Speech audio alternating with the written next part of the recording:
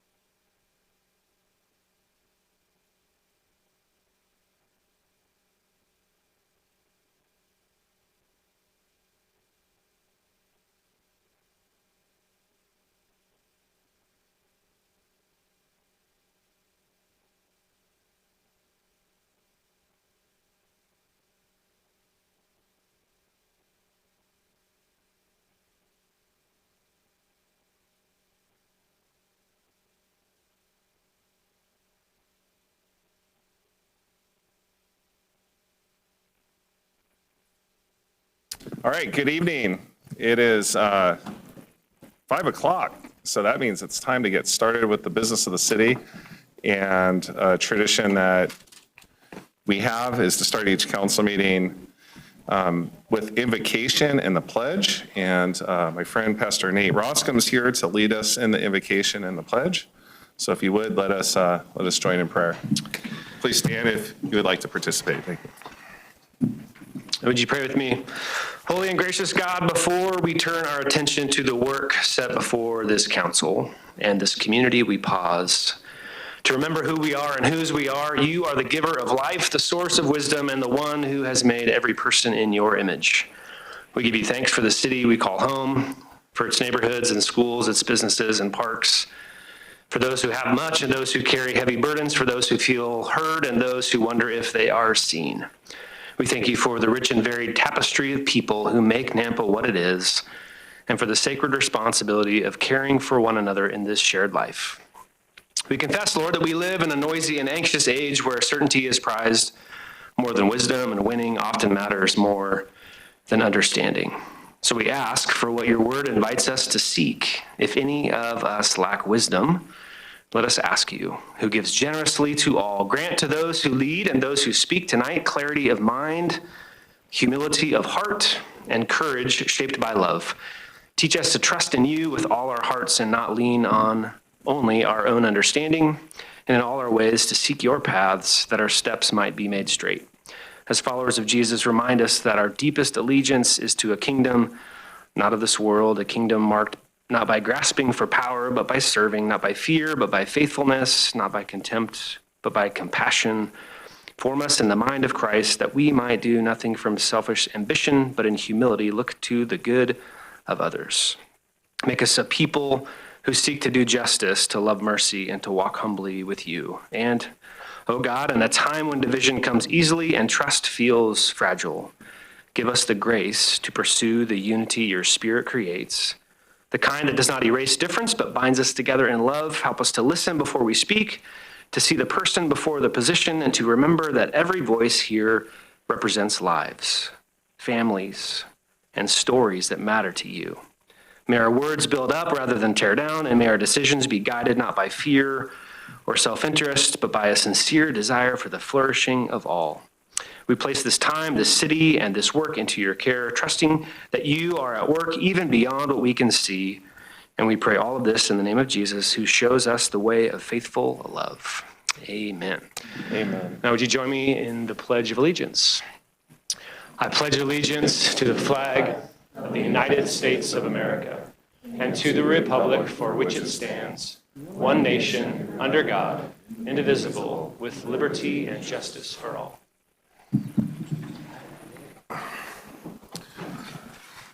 Thank you, Pastor Nate. All right, the clerk will take roll. Skog. Present. Jangula. Here. Bills. Here. Reynolds. Here. Rodriguez. Here. Griffin. 5 present, 1 absent. All right. Are there any proposed amendments to the agenda? I do not have any. Mayor, Yes, Councilman Reynolds. I had a couple of things I would like to pull off the consent to discuss. Okay. 15B and 15E, if we can. 15B and E. That's correct. Okay. I have no opposition to this, and just for the record, the consent agenda is a tool to approve a lot of the formality, a lot of the business of the city, to try to be efficient, but at times there's discussion merited on these items. So if no one's opposed to Councilman Reynolds' requests, or are there any additional requests from council? Maybe we entertain a motion. Make a motion that we Okay. approve the agenda as amended. Okay. Second. Okay, it's a motion second, and is this roll call or all in favor? All in favor? Aye. Aye. Okay, so 15B and 15E will move to items moved from consent agenda. Okay.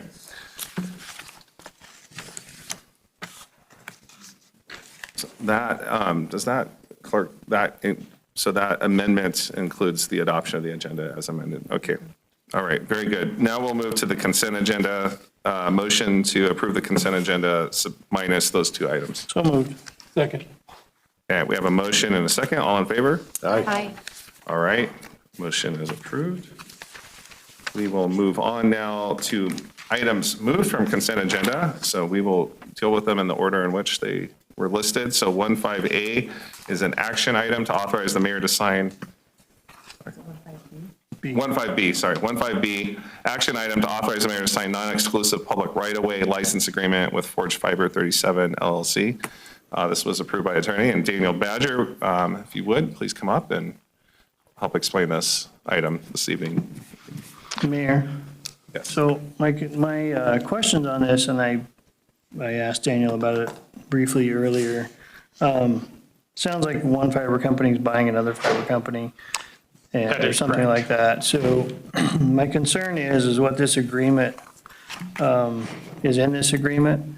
We had some problems with one of our fiber providers, and I don't feel like we had our agreement tight, and we ended up getting a lot of citizens upset with this fiber provider.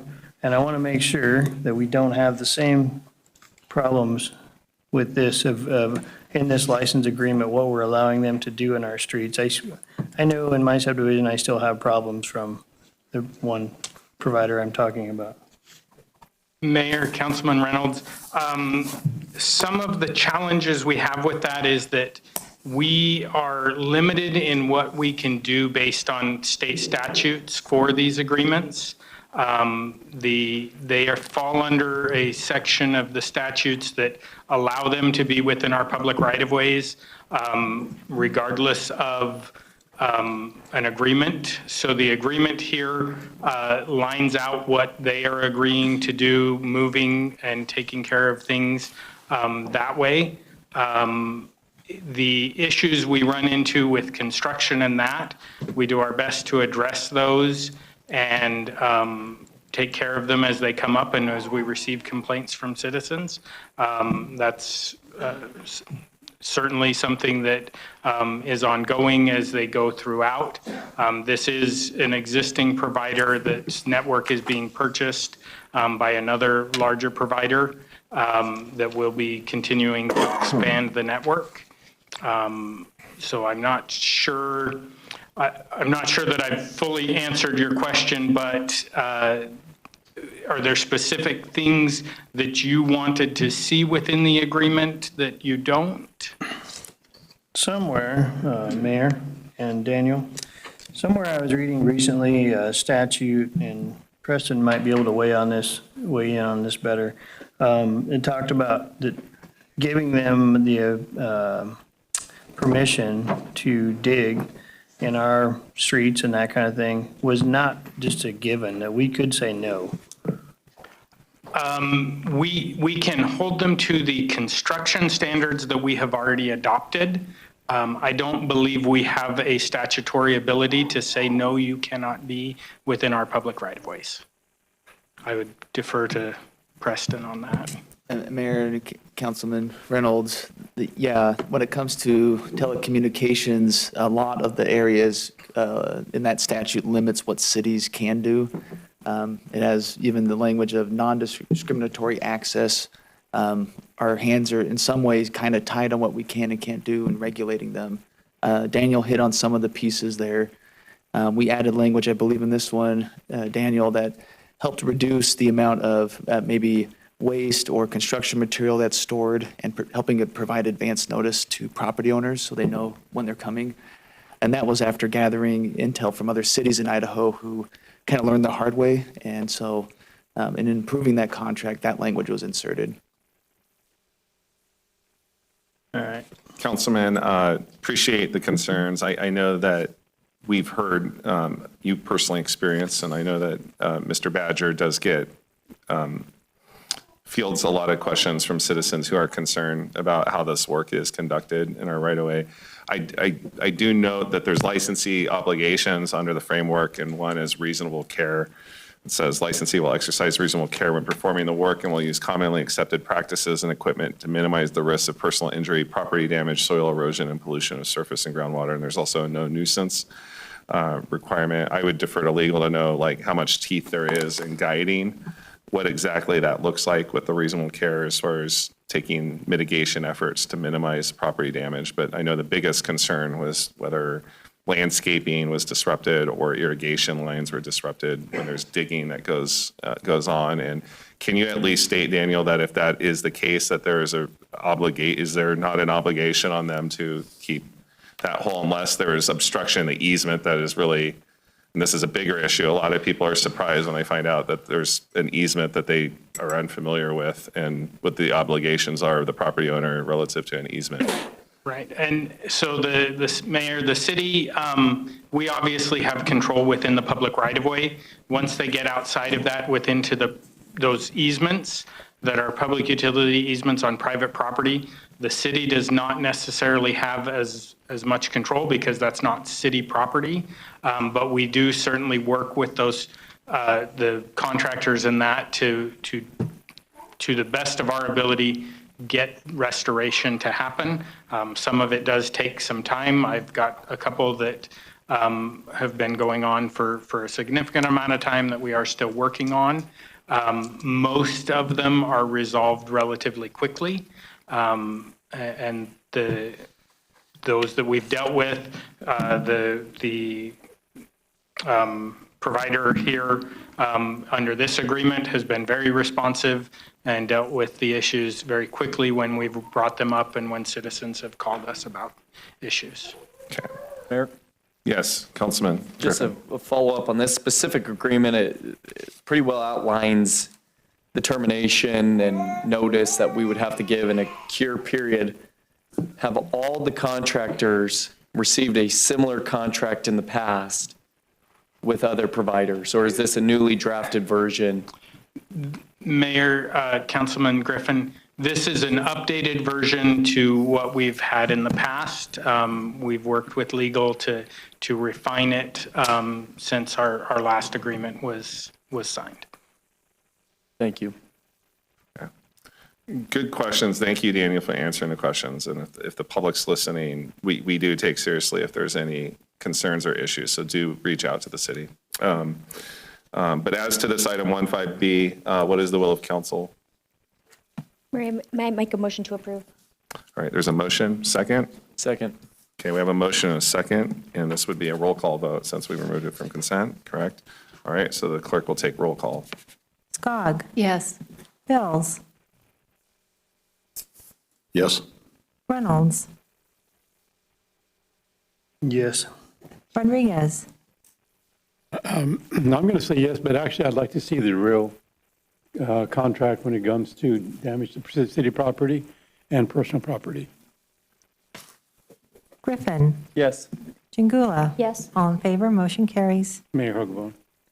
Yes, I Councilman could Rodriguez. expand on that. If I could have Public Works and the street department monitor those with Daniel and to make sure that we get things fixed and lined up and for our community. Okay. I see Daniel nodding, yes, Yes. so appreciate that, Councilman Rodriguez. Thank you. Yes, all right. Mayor, if I could as well. Yes, Councilman Griffin. There's only red, so how do we track, Daniel, anytime there's a complaint from a citizen within the city? Is there a way, and the only reason I'm asking is part of the termination section of this agreement, we need 180 days to cure. I don't know how we necessarily cure nuisance or cure lack of notice, unless it's something that they could do moving forward. But if there is an issue with the contractor that's consistent, maybe we give them notice now, and then in 180 days, we're able to reevaluate, going off the same vein as Councilman Reynolds. Mayor, Councilman Griffin, so the permits are managed through our right-of-way permit process. And so when we receive the plans, we review those, and then once we approve, we would issue a right-of-way permit for the work on that set of plans. Typically, that's about the size of a subdivision is typically how they submit those. And so when we also, our inspectors are going out, monitoring how they're doing and that type of stuff, verifying their locations, that they're following the plans. And then we are also doing walkouts to verify restorations and those kind of things. When we receive citizen complaints, we track those. We contact the provider to get them on board and get restoration or resolution taken care of. Each of the providers at this point, they have committed to having a trouble number that we can give out so that they can contact them directly and get with the contractors that way. So we have multiple avenues to proceed with getting the information back to the contractor that there's an issue that needs to be taken care of. And we track those through my office when they come in. Some obviously come into the mayor's office. They forward those to me, and we deal with them and track them that way. Mayor, one follow-up. Yes, Councilman. Are there any contractors that have breached their agreement and are after or post 180 days? Are we having outstanding issues with any specific contractors? You don't have to name them. I just want to know if there are any. There has been one subcontractor that, after a number of issues, the general contractor has stopped working with and is no longer working here in the city, that we are still working on some resolutions on. Some of those have to deal with not wholly on the contractor side, but some on the homeowner side, issues back and forth. But no, I would not say we have any that are outside of their contracted obligations. Thank you. All right. Thank you, Daniel. All right, we're going to move on to 15E. And Cody has this. This is an action item to authorize Parks and Rec Director to sign professional services agreement with H2O Pools Design for some work at the Lakeview Water Park. And this was a competitive bid process. And I know that the lowest bid was thrown out because they weren't licensed in Idaho. So, but it went to the next one. So yeah, Cody, why don't you tell us about this action item? Mayor? Yes, Maybe Councilman help if Reynolds. I just ask the question. What I'm wondering about, Cody, is who do we have in the city, either in facilities or parks, that's qualified to inspect this kind of work on a pool? Mayor, Councilman Reynolds, that's somebody we do not have within the city of Nampa. Often we rely on the expertise from the contracting companies and their warranty period to hope that their work is quality. Okay, so the reason why I wanted to talk about this was I feel like it's in the best interest of the city and the taxpayers to have a third-party inspection on this, or somebody that's qualified to look at this. I know I'm certainly not. I've been in construction many years, and Councilman Bills is the same. And, but this is not our area of expertise, and certainly not our facilities department, but, which I wouldn't expect. But I think it would behoove us to have a third-party inspection on this to make sure we're getting what we paid for, especially where I don't recognize this contractor. Jim Gunn, I recognize they've been around forever. Obviously, they weren't low bid, but I don't know this contractor. Mayor, Councilman Reynolds, would you suggest we go and come back with this topic once we have third-party inspectors identified? Mayor and Cody, it would definitely ease my mind if I knew that we had a third-party inspector on this to know that we were getting what we're paying for. And then also for Councilman Bills doing the payables for ease his mind to know that he's signing off on something that is done correctly on the pay app. Mayor? Yes, Councilman. A follow-up to that point, is this something that we're going to be doing for every contractor from this point on, or is it specific just for this bid? I think I would probably defer to Councilman Reynolds on that. I do have some thoughts. I have some similar questions too, because I think this was approved in the budget, the scope of the work, of course, and this came in a few thousand over budget. And then with the awarding of the bid, this is a significant project, $160-something thousand. And if I'm hearing Councilman Reynolds right, we want to just make sure, one, that probably that the needs that have been identified by Parks and Rec staff do meet, that what we're paying for is covering the actual needs. Whereas I'm not a subject matter expert in the pool inspection area, so. But the last thing we want is to spend money on something and find out that there's something missed. I can understand that. So just what degree of due diligence should be extended, and knowing that there might be a cost associated with that as well in doing that. So I would kind of go back to Councilman Reynolds to provide some guidance on this. Mayor and Councilman Griffin, so we have a lot of experts within the city in different departments and our facilities and such, and they're able to inspect, like our public works projects, they're able to inspect those kind of things in-house. This particular thing is real specialized, and we just don't have that. So I wouldn't necessarily go back and ask for this on every project by any means, but this particular one where it's specialized, I feel like it would behoove us to do that, to make sure we're getting what we paid for on that pool. Okay. My follow-up would be, what sort of costs would be incurred with an inspection? Is if there's a motion to maybe delay the action today. I guess the other question I have is, will this affect, we would probably want to expedite this, because I'm guessing you want to conduct this work before the pool opens for this. Mayor and summer. council, yes, that's correct. We wanted this to fall between March and May so that we could have it completed by the time swimming season is here. Okay.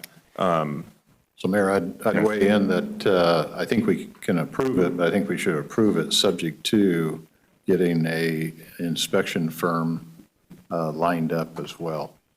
And so, and the contractor may have a suggestion for you. Otherwise, we need to go to some of the testing firms and find out who can inspect the process and make sure the cure is right and those things. Is there a reasonable not to exceed amount on Cody and team finding? Who would you like to find? Mayor, Inspector, yes. so I probably would go to Strata or Atlas, independent testing agency, and like special inspections. You're probably, if you put $5,000 out there, not to exceed that, it's going to more than cover it for what you need to do. And they're just going to take samples of the gunite and that kind of stuff, so. Legal. We can furnish you information for it. Yeah, just a quick question. The specificity of guiding the inspection as a condition to approve this with that amendment, are you okay with that? I am. I looked over the language once again. It envisions inspections. It doesn't spell out in, granular detail, thou shalt do X, Y, and Z by X date with X, industry background. But within reasonable scope, I think what you presented is appropriate. Okay, so to be clear, you're suggesting not for Cody to bring back before us. We're not delaying approval, you're approving it with the understanding that the inspection is going to confirm the need. Yeah, Okay. Would someone like to make a motion to that effect? so moved. Mayor, I'll make a motion. Okay. I think Bill's made a motion. He said so moved. So Okay. question is, do you want to fill in that motion? You second it, or do you want to? I'll second it if he wants to fill it in.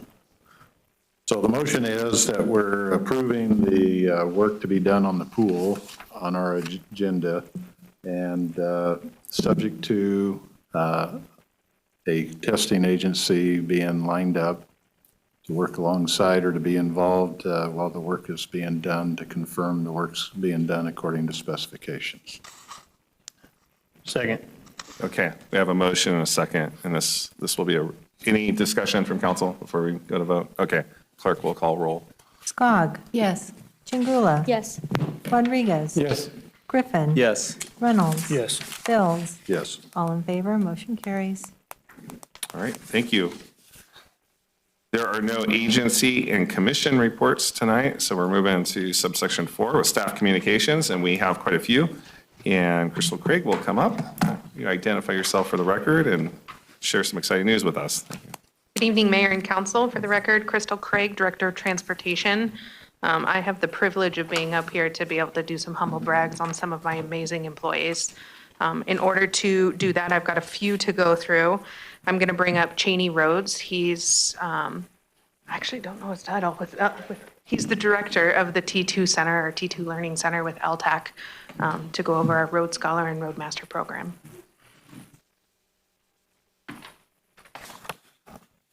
Thank you, Mayor and council members. One of the things we offer is the training for your individuals that are out doing the testing on your projects for your roadway samples, materials. We don't do swimming pools. I was just sitting here thinking, dang, there's one we don't offer, but we do not do swimming pools. I wish we did at this point. We could come in a lot cheaper. But so your road scholars take 80 hours of class. One of the things that we did when we put this program together is made sure that it was testable, so that when you guys are budgeting for this, you're not just sending bodies to class. They're taking tests to prove to you that the money you budgeted for, they are learning and they are certified to be able to work in your guys' jurisdiction and do some of the inspections that you guys are doing. For the Road Scholar, it's 7 core classes with 4 electives, CPR, first aid, that's pretty common on any agency anyways. And then we look at roadway materials, pavement maintenance, and preservation, and flagger certification. One of the new classes, it's not new, we just haven't had it for about 8 years, is seal coats. There's a lot of thoughts on how seal coats go, different materials. I might chip seal different here than I will up in North Idaho. I might pave different. And so we're going to bring that one back this year, and we've updated it, and that one will start in the spring as well.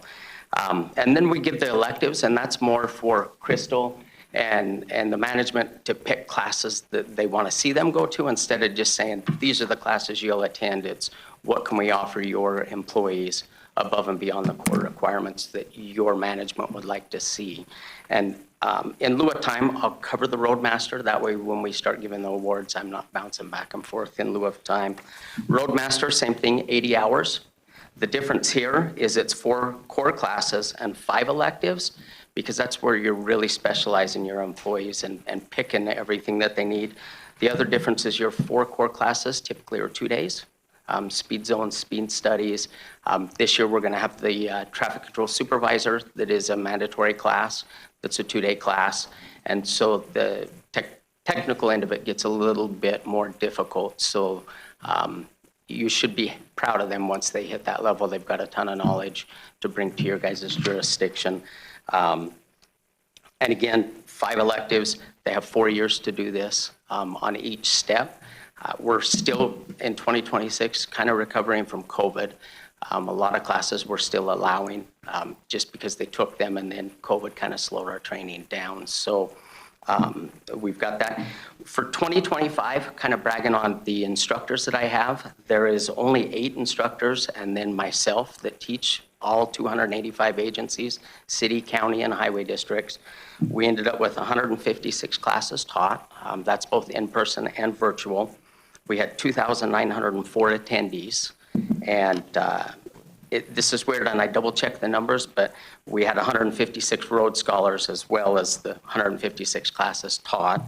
And then we had 91 Roadmasters throughout the year. And so when I say that, though, that's not everybody that has an award. That's just who we could get to in the timelines that we had. So much more, there are many more Rhodes Scholars and Roadmasters. It's just we have to figure out how to get there and get those meetings and give the presentations out. So is there any questions from the mayor or council members before we get started? No, we're good. Thank you. Thank you so much. So first we have Julian Garcia.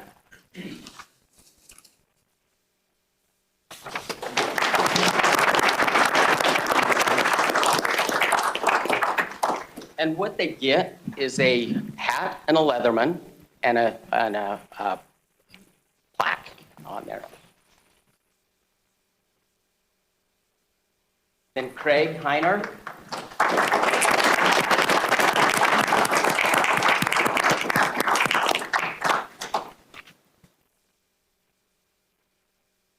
And then our next one is Steve Overwick.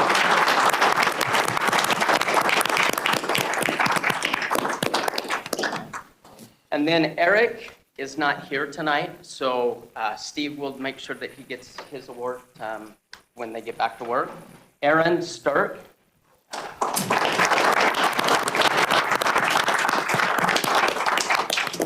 And then following him, Ryan Goodwin.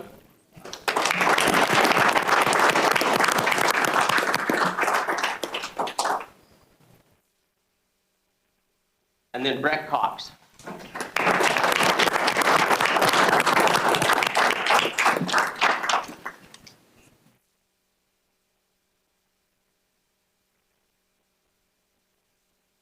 Now we'll move on to the Roadmaster, and that is Ryan Goodwin.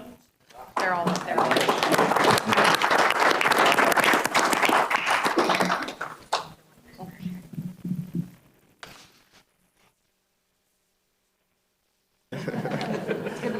I know it is. Julian Garcia.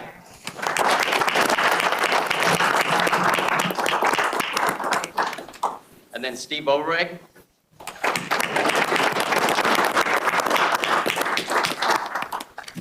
And Brant Cox.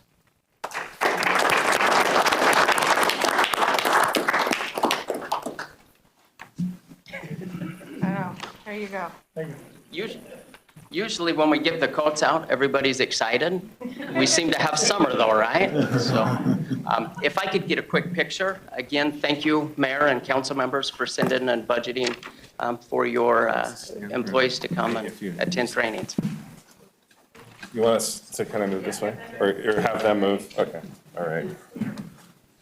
Congrats, gentlemen. Got some cool swag. Lots of hard work. No, I'm in and out.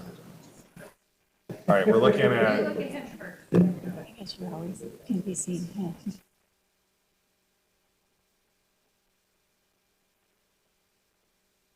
Okay, I got to go this way and then I'll be done.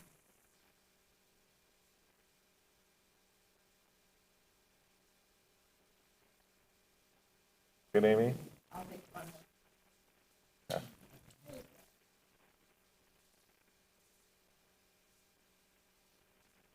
All right, hey, gentlemen, congrats.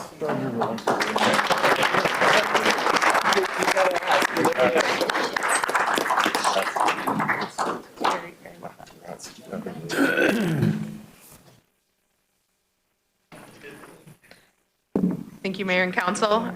In addition, I have the very large privilege of talking about another thing that happened on Friday, January 9th, 2026, at approximately 7:46 a.m.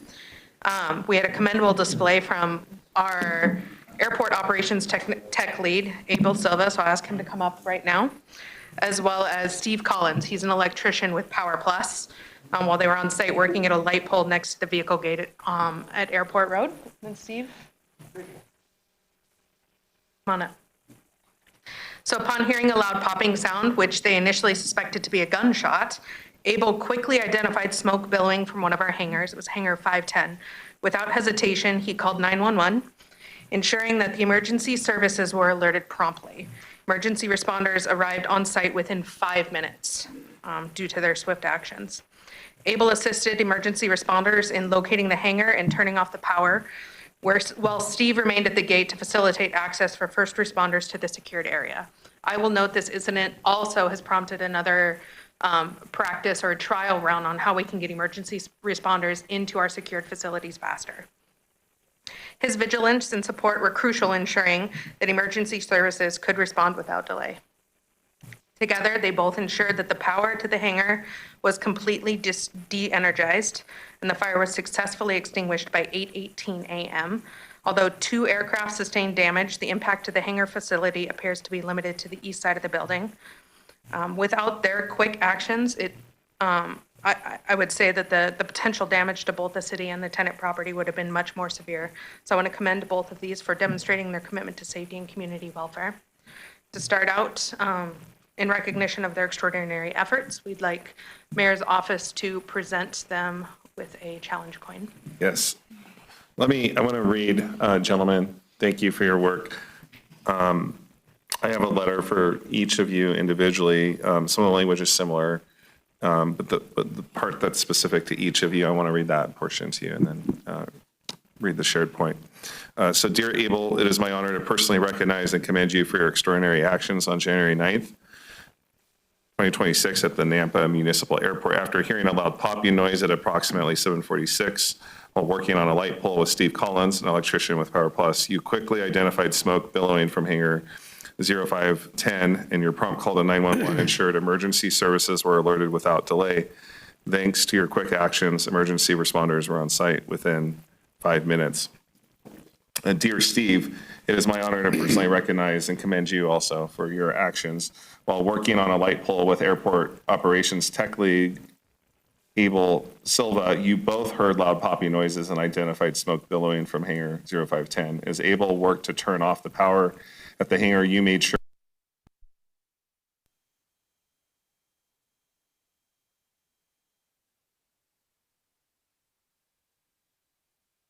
significantly mitigated potential damage to both the city and tenant property.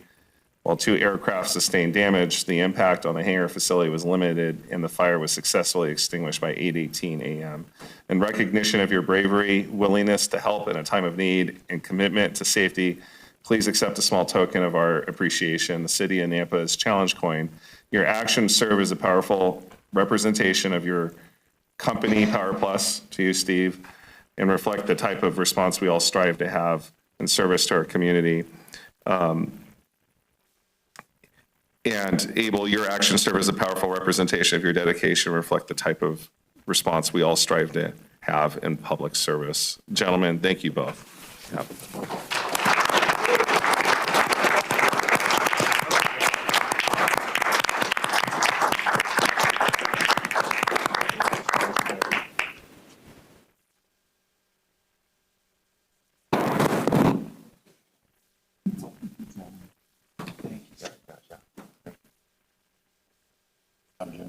And we'll go back up for a photo in just 1 second. Okay.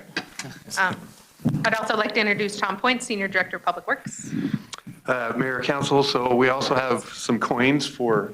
You're not done yet, gentlemen. So please stay up here, you're not done yet. So Public Works has some challenge coins, and in recognition of their extraordinary efforts, we'd like to present Abel and Steve with these Public Works challenge coins.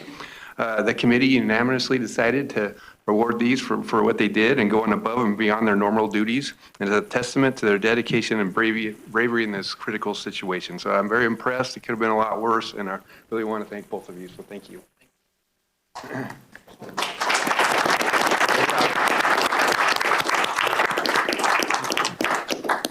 And last but certainly not least, I'd like to invite up Nampa Fire Marshal Elijah Effinger.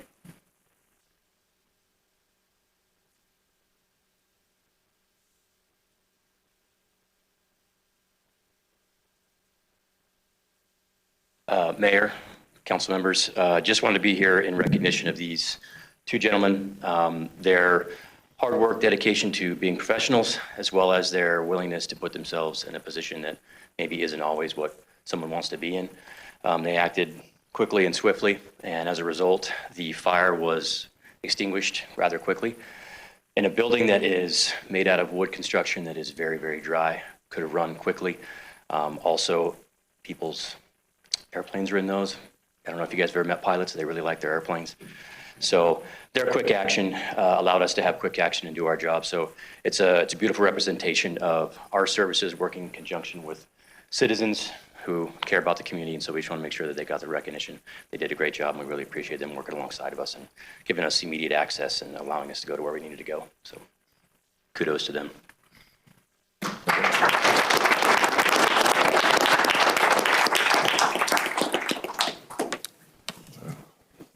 Picture.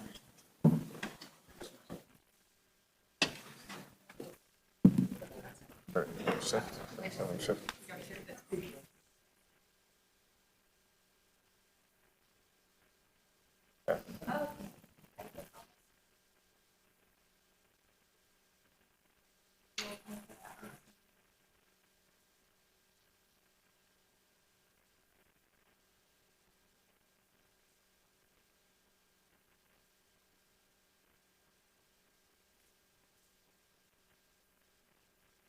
Thank you.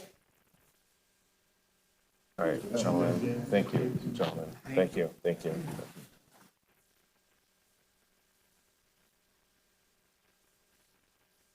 Kudos all around. That could have been a lot worse if that wasn't dealt with immediately. So thank you very much. All right, we are moving to 4.2 where Chief Huff has an update for us on things happening in Nampa PD. Command staff. Yes, thank you. Good evening, Mayor and Council. So I want to provide a brief overview of some significant operational shifts currently underway at the Nampa Police Department. It's an incredible time for our organization, as over the past month, our stars have aligned to create unprecedented level of opportunities for our team. In my 30-year career, I have never seen this volume of internal movements. We have seen over 20 transfers and promotions in the last month, with another 8 or 10 expected in the coming weeks. What is most encouraging is the depth of our talent. Every position was filled with a pool of highly vetted, experienced, and knowledgeable personnel. To be clear for the council, these are not new positions, but rather strategic movements for our existing personnel in key roles. Some of the promotions and transfers are: we've promoted 4 officers to the rank of corporal, 3 corporals to the rank of sergeant. We've had 2 officers transfer into our traffic team, our STEP team. The motorcycle police officers. 1 officer transferred out of the real-time crime center and a detective transferred in, and that's a full-time position up there. In our property crimes investigations, we have 3 new detectives coming in and a new sergeant that will be taking over that division. And an additional 2 detectives have joined our narcotics unit. We also have a new school resource officer and a new officer assigned to our SET team. That's our special enforcement team. The primary catalyst for this movement is the upcoming retirement of Captain Brad Daniels, and that'll be in mid-April of 2026. I'll have a lot more to say about Brad at a future council meeting and the service that he did, but his departure has actually created this domino effect. To ensure that we found the right success for Captain Daniels' position, Deputy Chief Schenkel and I met with every single member of our agency to gauge the needs of the department. Following that intense process, I'm thrilled to announce that Angel Calderon has been selected as our next operations captain. While I introduced him to the council previously, about 6 or 7 months ago, with a new mayor and a new council member seated, I thought it was important for him to reintroduce himself tonight and to talk about his new role. Additionally, I brought a longtime veteran of the Nampa Police Department with me, and that would be newly promoted Lieutenant Rob Wiggins. Lieutenant Wiggins will be backfilling the vacancy that was created by Captain Calderon's promotion, and I'm super excited to welcome his expertise to our administrative team. And right before I invite these 2 gentlemen forward, I just want to emphasize to the council and mayor that the Nampa Police Department is in a position of great strength. We have people, the right people in the right positions and the right places, and I'm incredibly optimistic about what 2026 holds for us. We're going on down the right path. So with that, if you don't have any questions, I will have Captain Calderon come up and say a little bit about his new assignment and him. So, thank you.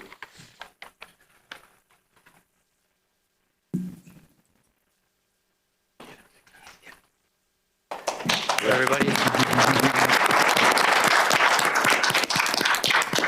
I'm not seeing a Leatherman up here or a nice coat, so I guess the position doesn't come with that. Good morning, everyone, or good afternoon. For those of you that don't know me, my name is Angel Calderon. I've been with the Nampa Police for a little over 20 years. I stand before you today feeling very honored and extremely humbled, being named the next captain. I know there are some big shoes to fill with Captain Daniels' exit from the Nampa Police Department. I wanted to begin by extending my sincere gratitude to the mayor and city council. Thank you for your leadership and always supporting the Nampa Police Department. It means a lot to us. To our police command staff and our entire department, thank you for your support and your incredible work you do every day. I am proud to stand amongst your ranks and alongside you guys. Thank you. On a personal note, it's a big milestone for anyone to reach the captain of a police department. To my friends and my extended family, thank you for your support and always keeping me grounded. Thank you. And most importantly, a special thanks to my wife. She was mad at me last time I was up here. The life of law enforcement family isn't easy. It involves long hours, missed dinners, and a lot of sacrifice. I wouldn't stand before you.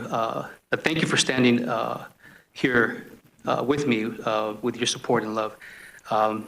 This honor belongs to you as much as it does to me. Looking ahead, I am eager to strengthen the partnership between the department, the mayor's office, city council, and more importantly, the community. Napa's a special place. It's a place where people look out for one another. My commitment to you is that I will work tirelessly to ensure that Napa remains a beautiful, safe, and vibrant place to raise a family. And I'm ready to get to work. And thank you for the opportunity. Thank you. Captain? Yes, sir. Would you, I think you noted in the audience to your family, would you like to maybe introduce them just briefly? Yeah, just my wife. Just have them call your wife? She's shy. Okay. Thank you for the sacrifice that you make as a spouse of a first responder, and we appreciate it. Thank you. Thank you, Mayor. Mayor, Yes. if I could give Captain Calderon some advice, save your money and buy some Just for Men hair color, because in a year you're going to come back, you're going to be gray. And maybe some money for some hair transplants to fill in that bald spot that's developing. It'll be there by next year. Thank you for your support, Councilman. You'll look a lot like Deputy Chief Schenkel. Anybody else, guys? Thank you. Some good-natured ribbon. Just, it's all good. Thank you for being willing to step into the role that you're stepping into. And thank you for your words. So appreciate it. Thank you, Mayor. All right.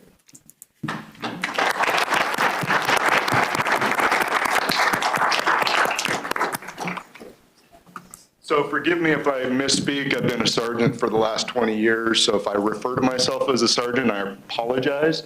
But it's kind of one of those habits it's hard to get out of. Again, I would like to second Captain Calderon's sentiment. I appreciate your support. I appreciate the city's support. We definitely do have one of the greatest cities in the state. With me today, I brought my family, my youngest son, Cody, who's a police officer with Caldwell Police Department. In the back, my oldest son, Bryden, and he's with Garden City Police Department. My youngest boy, my bonus son, Santiago, my wife, 2 of my grandchildren, and between my wife and I, we have 9 grandchildren total. I grew up in southern Idaho, but I raised my kids here in the valley, more specifically here in Nampa, and they're one of them that is living in Caldwell. He's trying to get back here to Nampa because it is a great place to work and live. All told, I've got 33 years of law enforcement experience, and 25 of those years have been here with the Nampa Police Department, 20 as a sergeant. And I was back in detectives the first time with Councilman Rodriguez. And more recently, I've been in the Property Crimes Division, and once I take my promotion Monday, then I will be over the Training and Hiring Division. And it's going to be an exciting time, I believe. I've been in FTO, I ran our FTO program, and I believe it's one of the biggest things we can do at the department and provide direction for the department. And I didn't prepare anything like Captain Calderon, so I will leave it at that. Any questions? Thank you. Well, ignore Mr. Reynolds, just for Ben wouldn't apply to you. You and I share a similar situation. I came prepared, so at least you and I can maybe shop for a transplant, hair transplant. Or just embrace it, Yeah. So I think Councilman Rodriguez, did you have something? Thank you. Yes, I had the pleasure of working with you, and you were my sergeant, and I really appreciated your attitude and how well you work with other people. But what's a better legacy than have two of your sons become police officers? Isn't that great? And I want to thank you and thank them for giving their lives up for us. God bless you guys. Thank you. And thank you again for your support. No, thank you. And your sons, they get to look up to you as father, but you also work in the best police department in the state, in the best city of the state. No doubt. So maybe one day they will migrate to the city of Nampa and follow your footsteps. Yeah, thank you. Appreciate future Lieutenant, soon to be Lieutenant Wiggins. Appreciate your service. Thank you. All right.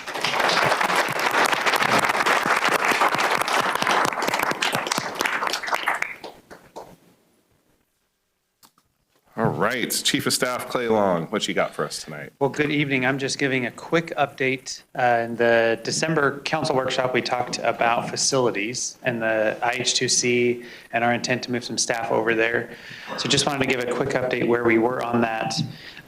We do have about 20 of our facilities team that we're going to relocate and take up one of the spaces that has been previously available that we've rented out, the library, which is in the northwest side of the building. And then the Idaho Hispanic Foundation, they'll move downstairs into room 103 and then have the reception space and take a more active role in managing the rental of the property. So all in all, there's probably, on an estimate, we think there's gonna be about $25,000 worth of cubicles we're gonna need to purchase that we will be able to move to the traffic building once that is completed from Fleet. And then already was in the works some door badge access control that we're gonna put over there that would have been necessary regardless of whether staff was moving over. But both of those items we'll be able to absorb in current budget from our operational side. So just as a reminder on the context for the why, as you know, this facility was entrusted to the city a couple of years ago with a mission that we've stayed true to. We are currently, tomorrow we'll actually be kicking off a facilities condition assessment for 19 of our more complex buildings. We've also asked all the departments and division heads this budget cycle to do a facilities projection on staffing as well as needs. So this will buy us a couple of years to get through that process, put together a more comprehensive approach to our facility needs, and not necessarily need to secure new or additional space until that work's all done. So just wanted to give that update. If you have any questions, happy to answer them. Any questions, council? Okay, well, thanks for the report, Chief. All right. Rodney Ashby, you're up. Thank you, Mayor and Council. Rodney Ashby, Planning and Zoning Director, for the record. I want to report on 3 items from Planning and Zoning Commission. The first one was a subdivision final plat approval for Millwood Pines, and that was recommended for approval, and it will come before you on the 16th of March. The next one is annexation and zoning for Reynolds Development. This is at 2102 South Midland Boulevard. It's northeast of West Greenhurst Road and South Midland Boulevard. Original concept is for future subdivision of the property into 6 lots, maintaining the existing home and development of townhouse-style multifamily buildings. And then that one was recommended for approval and unanimously, and that will also come before you on the 16th of March. The next and final one is annexation and zoning and subdivision preliminary plat for Highline Estates. This is southwest of Highway 2026 and North Franklin Boulevard.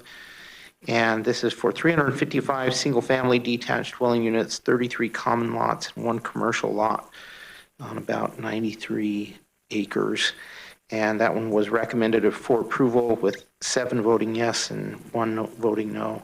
And that will come before you on April 20th. So that's it for the report on Planning and Zoning Commission items. And then I just want to give you a quick update on our comprehensive plan process. We're now into the second phase of the comprehensive plan update. This is a significant process, as we've talked about before. It's about a 2.5-year process that we're going through. Staff completed the public outreach already in late 2025, so October, we wrapped that up. And based on the comments that we received and the themes that we heard over time, we are now moving into phase 2. And we developed 7 vision elements that will be the foundation of the 2050 comprehensive plan. And I'll mention those in just a second. But the first step of phase 2 is to form, or was to form, a steering committee, which we've done. The steering committee is made up of focus groups, 1 for each vision element. So there's 7 elements, so 7 focus groups. Each focus group is about 8 to 10 people, and they were selected because of their interest and expertise in the subject matter.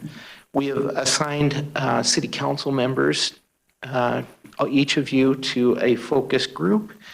And so we do have just 1 focus group that doesn't have a city council member representative. But the first one that doesn't have the council representative is Connected and Accessible. And I'd be happy to have somebody who's already assigned to the other focus groups, that we could have one of them attend that one as well. If you're interested, please just let me know. The second one is Vibrant and Social Economic Centers, and we have Councilman Dale Reynolds assigned to that one. The next one is Enhanced Parks, Open Space, and Natural Areas, and we had Councilwoman Jangula. And the next one is Complete and Resilient Neighborhoods, and that Councilman Bills. And then Sustainable Infrastructure and Services, and that was Councilman Griffin. The next one is Safe and Engaged Community, and that's Councilman Rodriguez. And then Pathways to Opportunities, and that's Councilwoman Skog. As you know, we held that first steering committee on Thursday, January 29th. Just this last week. Each focus group will meet individually a minimum of 2 times, and after the focus groups have completed their work, the entire steering committee will come together again to share their findings with the larger group and their recommendations for inclusion of topics and strategies and objectives in the comprehensive plan. The steering committee will meet again and go over that. And then the steering committee will meet a 3rd time later this year to review the draft comprehensive plan after we've combined it all. It's extremely important that we get the city council's participation in this process. This process and this document will shape NAMPA for years to come. So I just plead with you to be engaged in this and participate. I'm more than willing to meet with you. My staff and I can meet with you on an individual basis. If you can't make the meetings, please let me know, and I'd be happy to meet with you individually and talk through any issues that you have, or anything that you feel like we need to engage the rest of the steering committee. So again, just an update there. We're right in the midst of putting material together now. So really, you'll see a lot of, hopefully you'll be involved heavily in these next few months as we draft some content. So, questions? Mayor Hogaboam. Yes, Councilman Rodriguez. Rodney, what was the other committee you were looking for help on? Connected and Accessible. I would take that with you. Okay, I'll work with the mayor to just make sure that that's okay. And, yes. Okay. Thumbs up. Great. Very And then important. the other one that I'm on is safety and what? Yeah, safe and engaged community. Okay. Thank you. Tossed your hamburger though. All right. Thank you. Thank you, Rodney and staff. And I just want to underscore what Rodney said to council. Please access the expertise in Rodney and staff if you have any questions specific to the area that you're working on as council. And the comp plan is a legal necessity, but it's an important visioning statement and represents our collective efforts to try to guide growth, which is something that's very much top of mind for the citizens in Nampa. All right, we're going to move.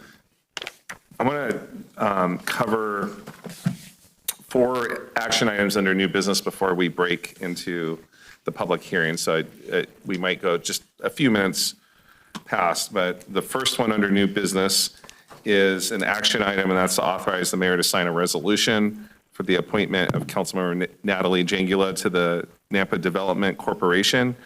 This is to complete an existing 5-year term that expires September 30th, 2028. It was vacated by Councilman Haverfield as he left city council. It created a vacancy on NDC. We keep 2 members of city council on the Nampa Development Corporation. The other member currently serving is Councilman Dale Reynolds. So this would be a resolution to have Council Member Jangula fill this vacancy, and this is important work, the work of Nampa Development Corporation to help make important decisions as they guide and navigate and steward urban renewal area. So I would entertain a motion. Second. There's a motion from Councilman Reynolds, a second from Councilman Griffin. There's no discussion. This would be a time for discussion. Have the clerk take the roll. Skog. Yes. Jingula. Yes. Bills. Yes. Rodriguez. Yes. Griffin. Yes. Reynolds. Yes. All in favor, motion carries. All right, thank you. And thank you, Councilwoman Jangula, for being willing to serve. Thank you, Mayor, and thank you, council. It's going to be more of your time. I appreciate the opportunity. Yes, okay, all right. All right, 5.2 is to confirm the appointment of Dietrich Morgan to the Airport Commission for a 5-year term. I don't know if Mr. Morgan's present tonight. Yes, Mr. Morgan is available for any questions that you might have, but I'd entertain a motion. He came as the recommended member to serve moved. on this Second. commission. Okay, we have a motion from Reynolds, a second by Griffin. Also, we'll take roll call. Clerk. Skog. Yes. Jingula. Yes. Bills. Yes. Rodriguez. Yes. Griffin. Yes. Reynolds. Yes. All in favor, motion carries. Thank you, Mr. Morgan, for being willing to serve on the Airport Commission. Yeah, thank you. All right, 5.3 is to confirm the appointment of Ted Jones to the Board of Appraisers for a 5-year term. I don't believe Mr. Jones is present tonight. He's been at some prior council meetings. But the BOA they also do important work in helping advise and make recommendations to this body. So look for a motion on this action. I'll make the motion. Second. Okay, we have a motion by Councilman Rodriguez, a second by Reynolds. Any discussion? If none, roll call. Skog. Yes. Jingula. Yes. Bills. Yes. Griffin. Yes. Reynolds. Yes. Rodriguez. Yes. All in favor, motion carries. All right, and the last one I want to squeeze in before we break. This is to confirm an appointment of Helmut. Am I saying that right? I believe he's present. Right, and is it Feen or Fine? Feen, okay. Thanks for being willing to serve. And this one was a little bit of a challenge because we needed to find someone who lived in our area of impact, but outside of city limits. So it's one of the requirements. And so there's that layer, and we need to follow our ordinance and have one. So we thank you for being willing to serve. This gentleman put in, and the Planning and Zoning Commission recommends that he be appointed to a 6-year term. So it would entertain a motion. So moved. Second. Okay, I think Bill's beat Councilman Griffin on the second. The 2 of them. Okay, so All of you. we'll give the second to Bill's. Finally woke up. Yep. We'll take a roll call on this as well. Skog. Yes. Jingula. Yes. Rodriguez. Yes. Griffin. Yes. Bills. Yes. Reynolds. Yes. All in favor, motion carries. Yeah, thank you for being in attendance and your willingness to serve, as well as to Mr. Morgan, who I think departed. So we appreciate all those who serve on boards and commissions, and we look forward to your working on those commissions and planning and zoning. Again, they make a lot of important decisions. In fact, they make some of the decisions on conditional use permits and other things. So very important decision-making as well as recommending bodies. So we appreciate your willingness to serve. And we won't force annex you as a condition of you serving, because you have to stay outside of city limits, but in the area of impact. So, but thanks for being willing to serve that role to help guide our growth. All right, well, yes, I have a question. yes, Councilman Reynolds. Do you think we could do 5-7 so these hardworking city employees in the front row here don't have to Oh, sit yes, here all night? good call, I Councilman. don't think it'll take us very long. Reynolds, yes, I should have eyeballed that as well. We can maybe try to clear the queue. I know we're 4 minutes after, but let's, if we're okay, we'll take up 5-7, and then maybe we will, barring, unless there's a lot of deliberation on this, but I think Councilman Reynolds is anticipating that we can get through this one pretty quickly. But this is to authorize the mayor to sign a purchase agreement with RMT Equipment to purchase 50 new electric golf. And that's not a typo, they're golf cars, but they're also known as golf carts. So, yes, we have a motion from Bills, a second from, Give it to him. a second, Griffin is slow on the second on that one again. So a second to Councilman Reynolds. Is there any discussion or questions for Cody? If not, we'll just go ahead and take roll. Mayor, Okay, the only discussion I have is we need them. okay. I'm expecting Councilman Rodriguez will be a yes vote based on that comment. Any other questions? Mayor. Yes. Cody, do they have to be tan, or can we get some fun color like red or something good? Because the tan ones are boring. Mayor, Councilman Reynolds, I'm not even sure what color options we have. That would probably be Tony's. They're going to match the first app.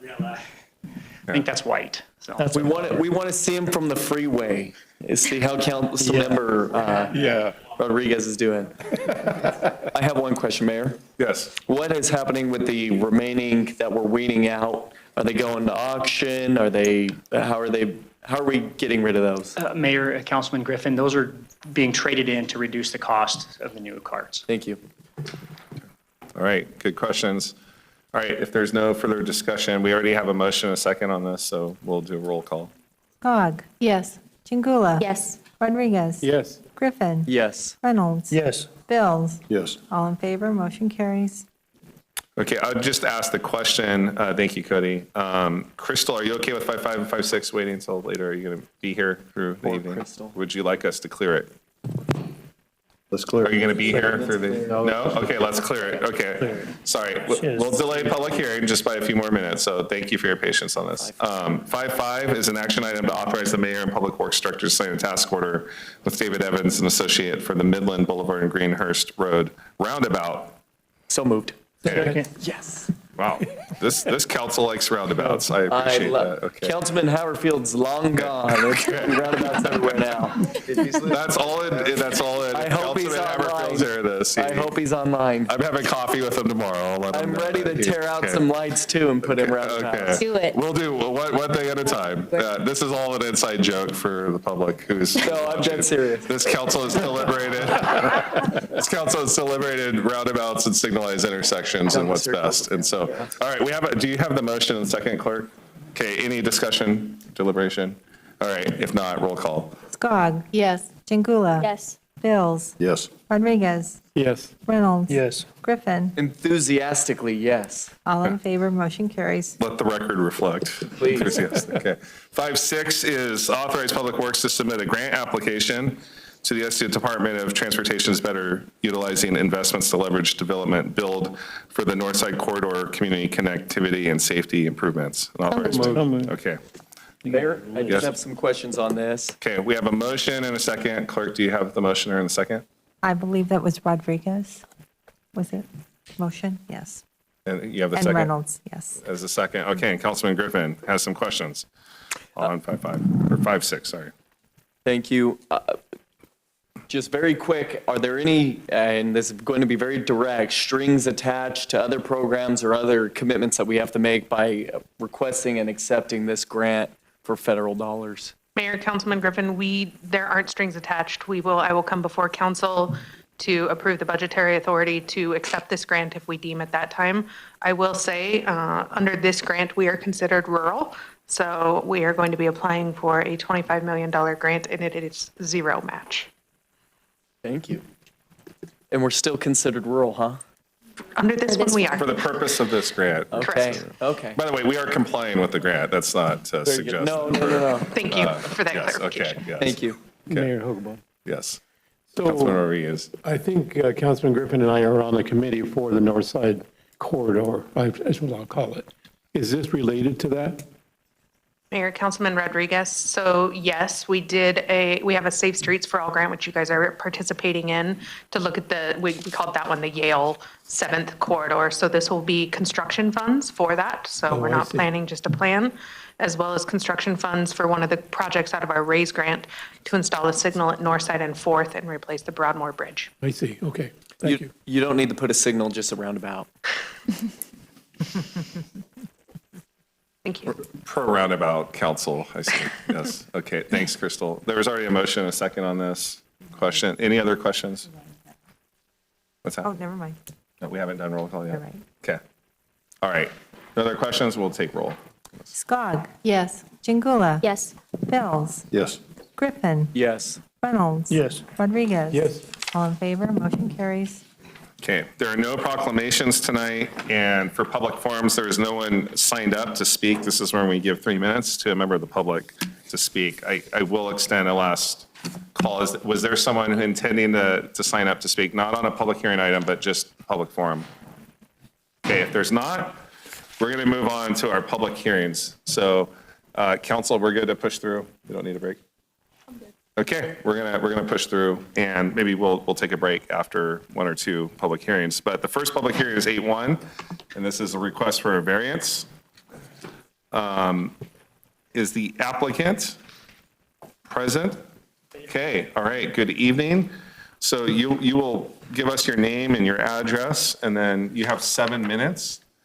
I don't have much to say. I'm Jed Shippey at 18521 Double Springs Lane in Caldwell, 83607. And we're just looking to replace our manufactured home with a new one on a foundation. My name is Terry Ivy. I own 426 Chicago Street. I bought it 7 years ago, and I rented it out to my brother, and he destroyed the whole inside of the modular. So I want to replace it with a newer modular on a foundation, so when I retire from Boise bus driving, I have a place to be. That's what I need, and I need this variance so I can do that. That's it. Mayor, question? Yes. So clarification, is the property served by city sewer, or is it on its own septic Its own tank? septic. Septic.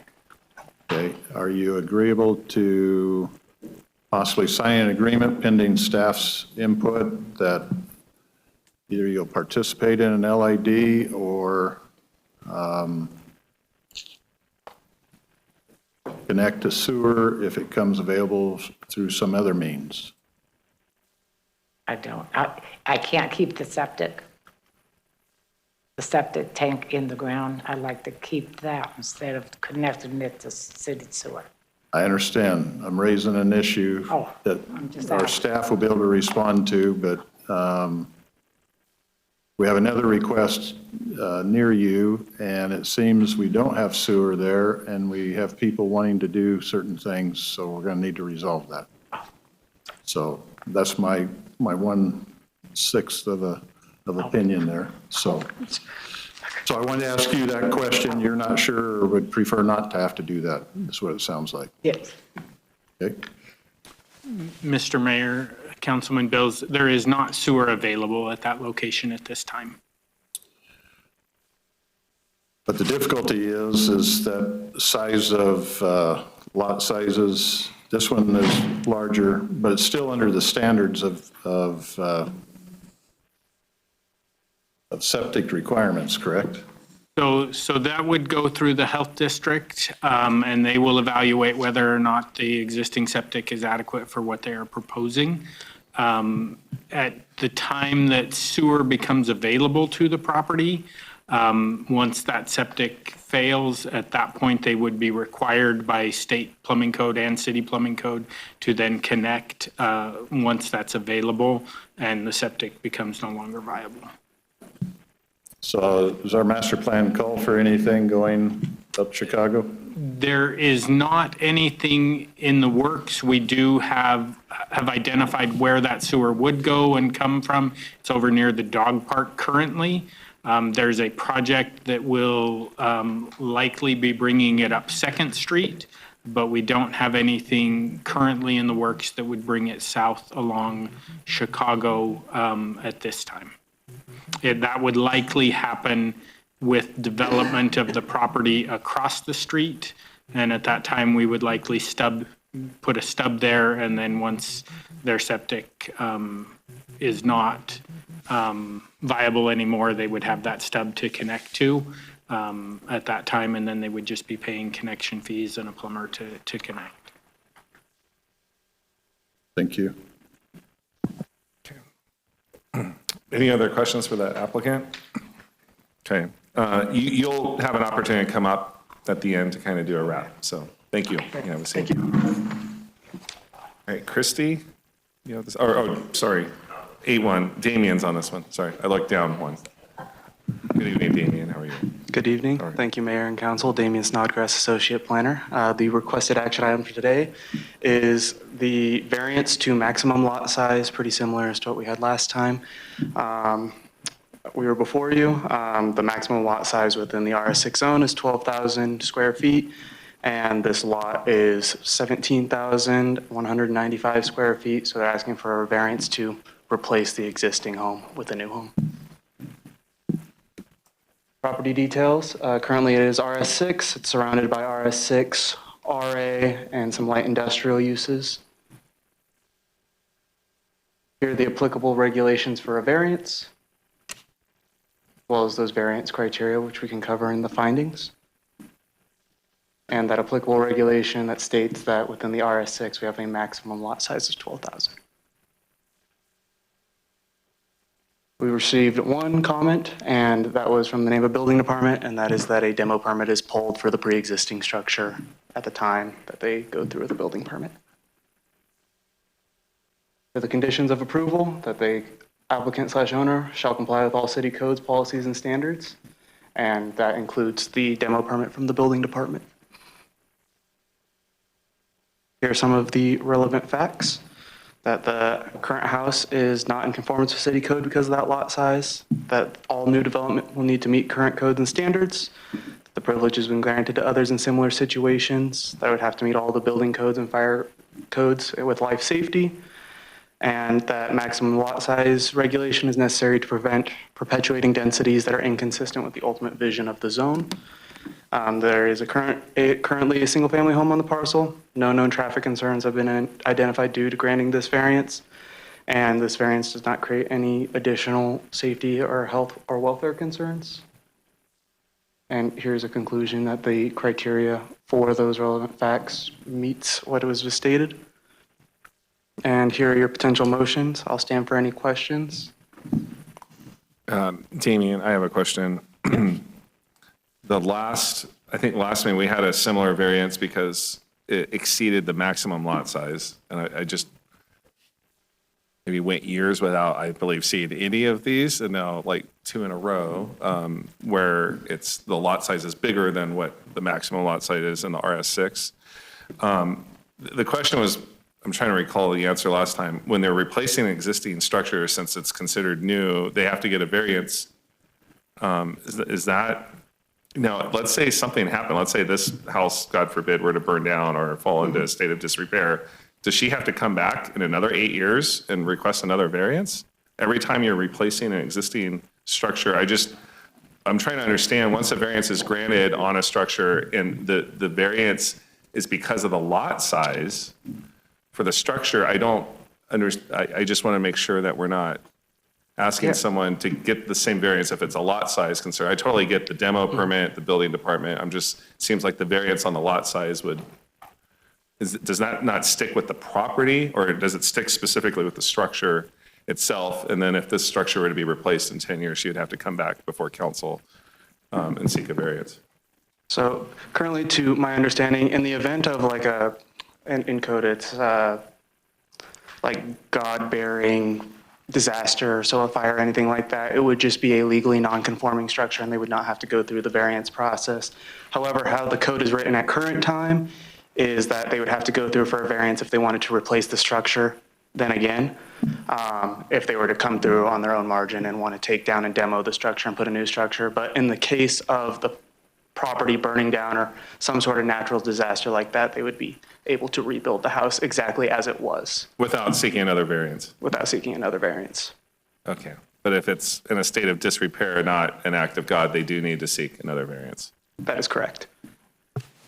Mayor? Yes. I'll just jump in here real quick. A variance stays with the property, so if this is approved for the maximum lot size, this would go in perpetuity, it would go on and on. So the variance covers that if it's just building another single-family structure on the property.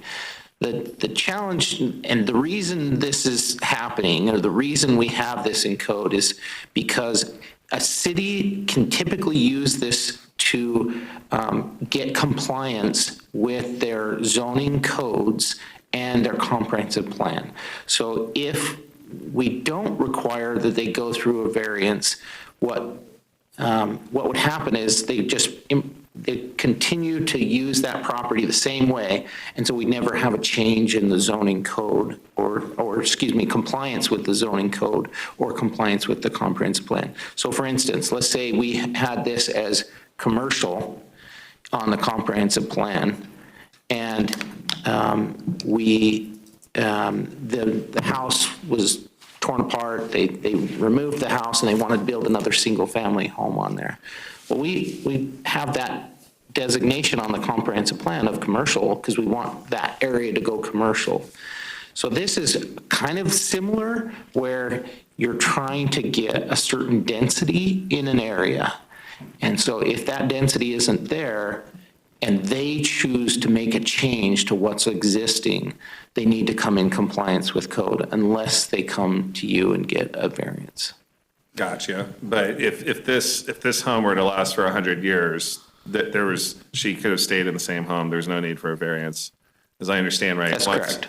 Once something like this is occurring, it's giving us the opportunity to contemplate whether you want to grant the variance. That's correct. Okay. But the variance would stick with the property. That's correct. Okay, gotcha. Okay, thanks for answering the question. Any questions from council for staff? Okay. All right, Damien, good job. Clerk, do we have any public testimony tonight? Members of the public signed up. No, we do not, Mr. Mayor. Okay. Is anyone present who wishes to speak on this? You have a legal right to speak on this for 3 minutes. Okay. So we do not have public testimony at this time. The applicant, this is your final opportunity to come up and say any final words. There's no rebuttal that needs to be offered because there's no public testimony, but if you would like to state anything in closing, you can come up and do so now. Yeah. You don't have to. If there's nothing new that you need to add, it's just, you have a legal opportunity to use this time if there's anything that you'd like to address. Yeah. Come to mind. House that's on there, the manufactured house that's on there, it's a 3-bedroom, 2-bath. That's exactly when I want to replace it. I want to have a garden, and because right now I live in a subdivision. You can't have a lot of things in a subdivision. So that's the reason why I bought it 7 years ago, is to have that for that main reason. That's all I want to say. Thank you. Gotcha. Yeah, thank you. All right. There's no questions for the applicant from council? If not, I'd entertain a motion to close public hearing. Second. Okay, we have a motion and a second. All in favor? Aye. All right. Public hearing is closed. Council would entertain a motion on this? Well, Mayor Hogabown, I'll make a motion to move to approve the variance. Okay. Is there a second? Second. I think Reynolds beat you, Griffin. Maybe. Yeah. A little slow on the second. All right. So there's a motion and a second. Is there any discussion or deliberation from council on the motion to approve the variance? Okay, and I assume that the motion to approve is as it's stated on the Yes. potential motion? Yes, Okay. sir. That include all the proposed conditions and findings of approval. Okay. All right. So we have a motion, second. There's no council discussion, so we'll take roll call on this. Scott. Yes. Jingula. Yes. Bills. Yes. Reynolds. Yes. Griffin. Yes. Rodriguez. Yes. All in favor, motion carries. All right, very good. Your variance is approved. Yep. Thank you very much. Yep. You have a good evening. Hope you enjoy your new home once it's in. All right, 8-2, are we good to push through, or does council want to break? All right.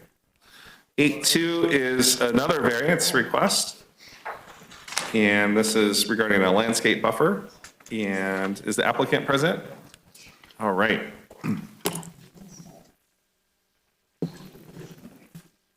So once you state your name and address, you'll have 7 minutes to state kind of what your request is tonight. Good evening. My name is Virjan Brahim Lari. I live on 11098 West Abram Drive, Boise, Idaho.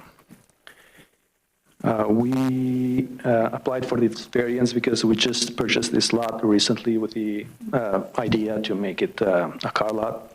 And because this lot is so skinny and the other easements that are in place, it makes it impossible to build other than the north side of the property. The only problem is that this lot, it's only 83 feet on the north-south side. And with planning and zoning requirements, which is 20 feet landscape buffer, 18 feet parking, 24 drive aisle, 5 feet ADA ramp, it only leaves us with 16 feet room to build, and that's if we build on the property line. Which it's needed to have at least a 2 feet distance because of the apartment complex in the back. It has a garage there that is right there on the property line. It'll be nice to have at least 2 feet. So our request is still to create that 20 feet landscape buffer, but instead of starting from the property line, to start from the back of the sidewalk. This will give us another 6 feet room to build a bigger office.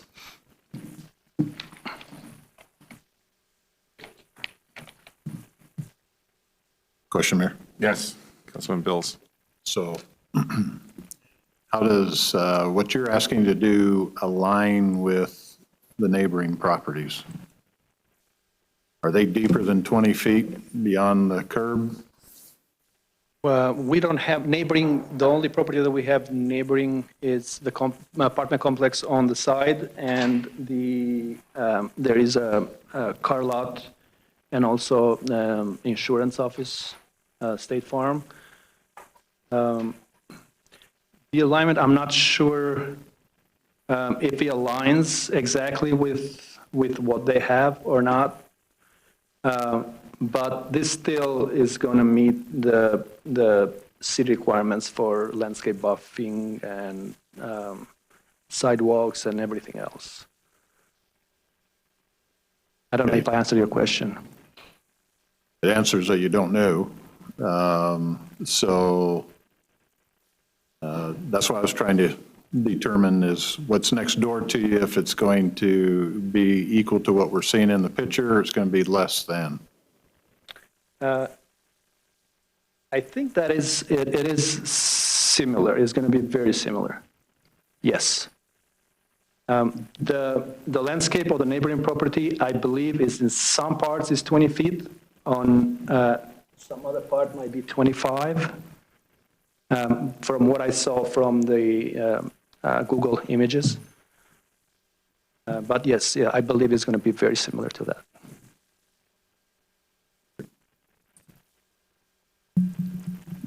Now, the sidewalk that shows here on the Google Maps images, this is not the actual sidewalk that's currently there.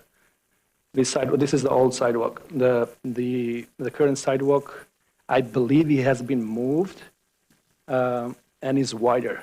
So the current image shows 14 feet distance from the sidewalk on the property line, but it's actually 6 feet.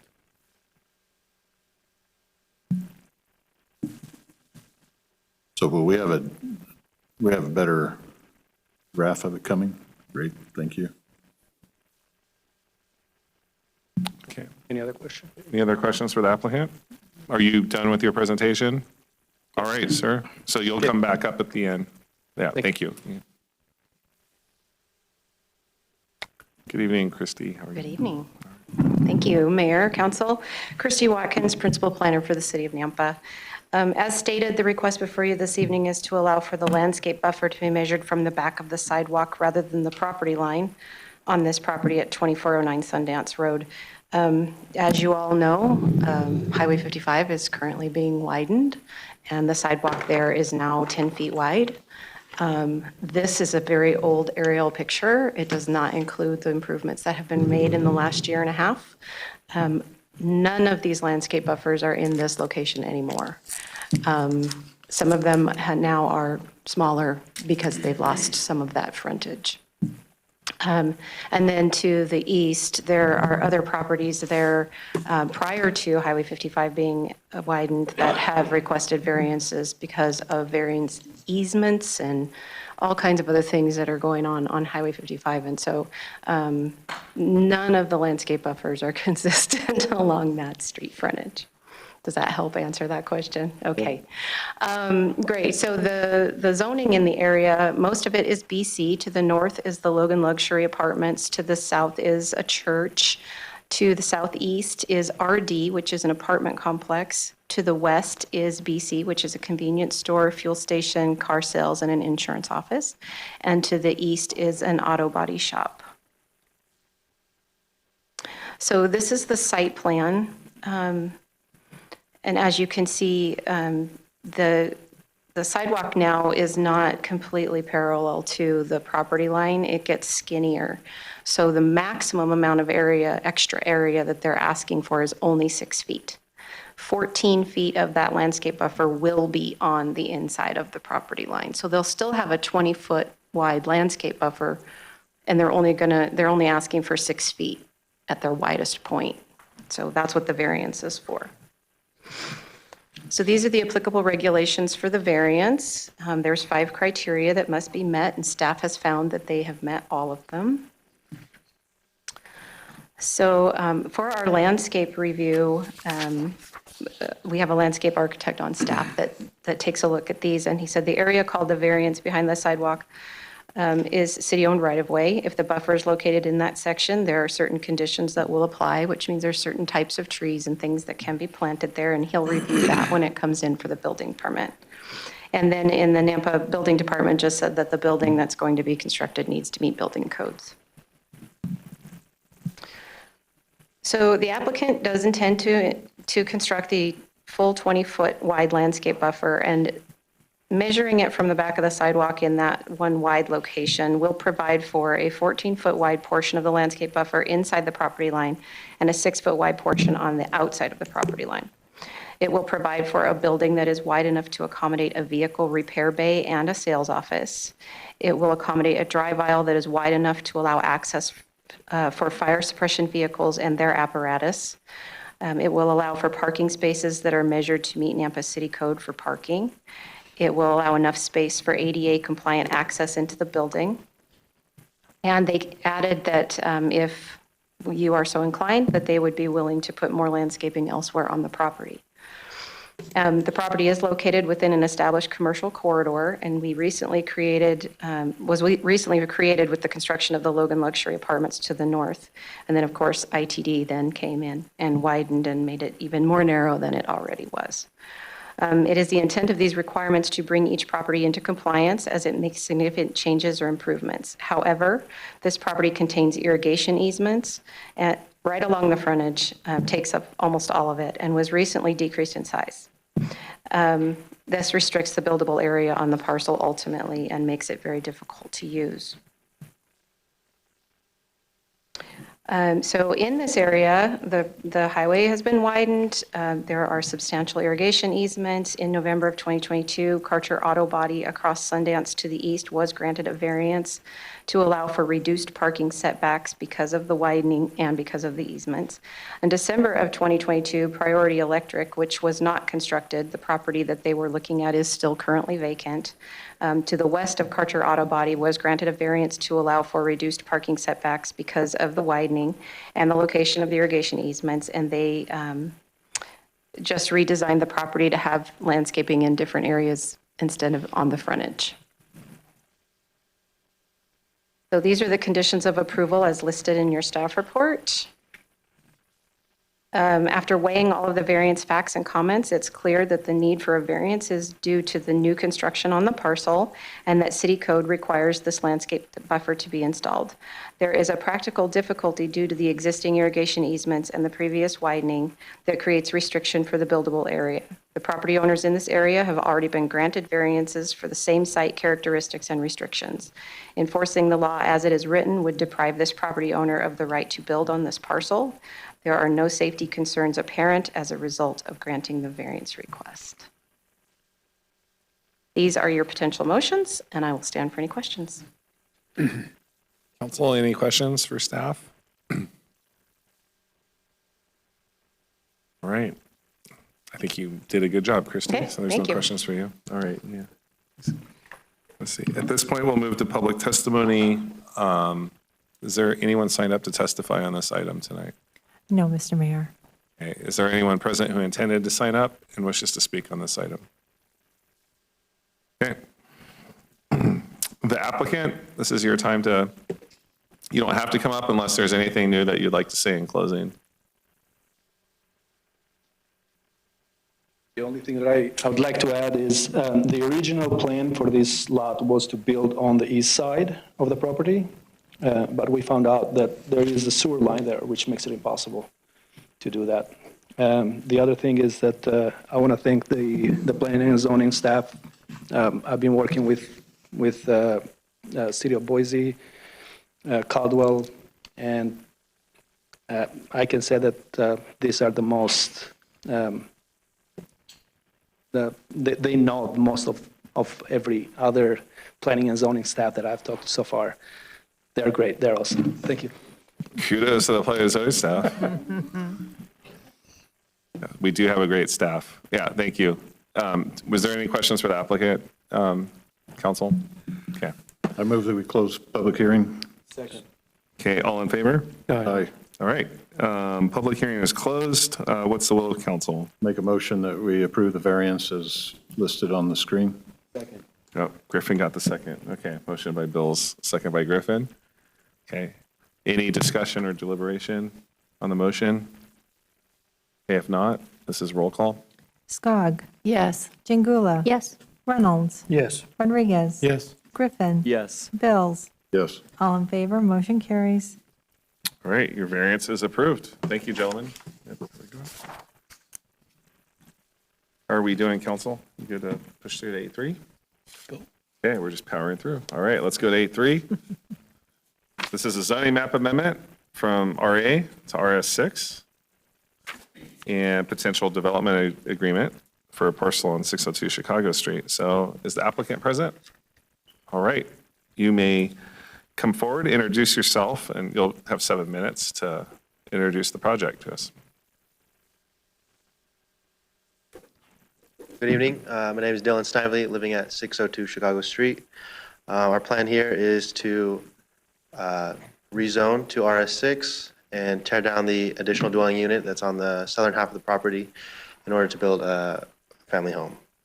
We have already talked with Southwest District Health to get a septic system that would serve both houses. So there would be an easement between those two. And we have found everything to work out with them. Thank you. Any questions for the applicant? Okay, or Councilman Bills? Yeah, clarification. So you say you've already applied with Southwest District Health on the septic? Yeah, I had them come out and do an evaluation, test the soil, and figure out how much land is required for that drain field. And they have worked it out to the minimum size required for a 4-bedroom house, in addition to the 4-bedroom house that is currently there. Okay, so we'll have a question for staff on that. Thank you. Very good. You'll have an opportunity to come up at the end. All right, thank you. All right, staff. Mayor and Council, quickly, Rodney Ashby, Planning and Zoning Director. As has been stated, this is for a future lot split on the parcel that's already been mentioned. You can see the location there just north of Amity and Chicago, south of the previous application we heard tonight. Nampa Planning and Zoning Commission recommended approval on November 25th, 2025, with all proposed findings and conditions. The comprehensive plan shows this as medium density residential. The zoning in the area you can see here, it is RA on the property right now, but they of course are requesting the amendment there, as you can see, to RS6. And a little closer view, you can see RS7 to the south, RS6 to the west, and then the RA to the north and east. With the associated land uses, primarily residential, larger lot residential to the east and to the north, and just a standard sized R7 to the south, with an open lot to the west, and then that's the bus yard just to the north of that one. That's zoned IL on the screen. Okay, so as in the past, in 2020, we had an application, so just quick history. They applied for a rezone to RS7, but withdrew it after staff determined that that they didn't need to do that to have the accessory dwelling unit on the property. The sewer and water and utilities in the area, you can see that there. Sewer is not available to the property. Water is, and pressure irrigation is as well. And just a comment, we've had previous discussions about what happens when Southwest District Health approves, and I looked to Daniel for any details here, but when Southwest District Health doesn't approve a septic tank on a property like this, then we would require that, or they would require that they connect to city services and utilities.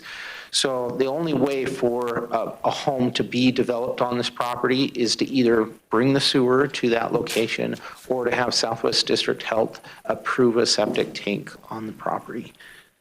So a little closer view here, you can see the aerial. Essentially everything on the southern portion of the property would be available for development. And this is just a street view of that property. You can see that there's a good portion on the south side of this property for development. You can see also the smaller building there is the accessory dwelling unit that's detached from the main home there. All right, so this is applicable regulations. When a parcel is annexed into the city, one administrative lot split may be permitted on that parcel. The new parcels created by that lot split need to comply with the zoning standards, the bulk standards, the lot size, the setbacks, everything on there. And they have to comply with the density requirements. So with this request to RS6, it does comply with that. And here are the conclusions of law for a zoning regulation, a zoning map amendment, and they would need to comply with all three of those for you to approve that today. Next is just the lot sizes and the minimum widths. And again, they would have to comply with each of those when they do their lot split, and we will require that at that time. We do have a lot split application that we review prior to them being approved. Here are the bulk requirements for the new lot that's being created. And again, we'll review those at the time of building permit and as well at lot split. We had correspondence on this. Nampa Fire District does not oppose the application, subject to compliance with code. And then they are 1.7 miles from the Nampa Fire Station number 1 with an approximate response time of 6 minutes.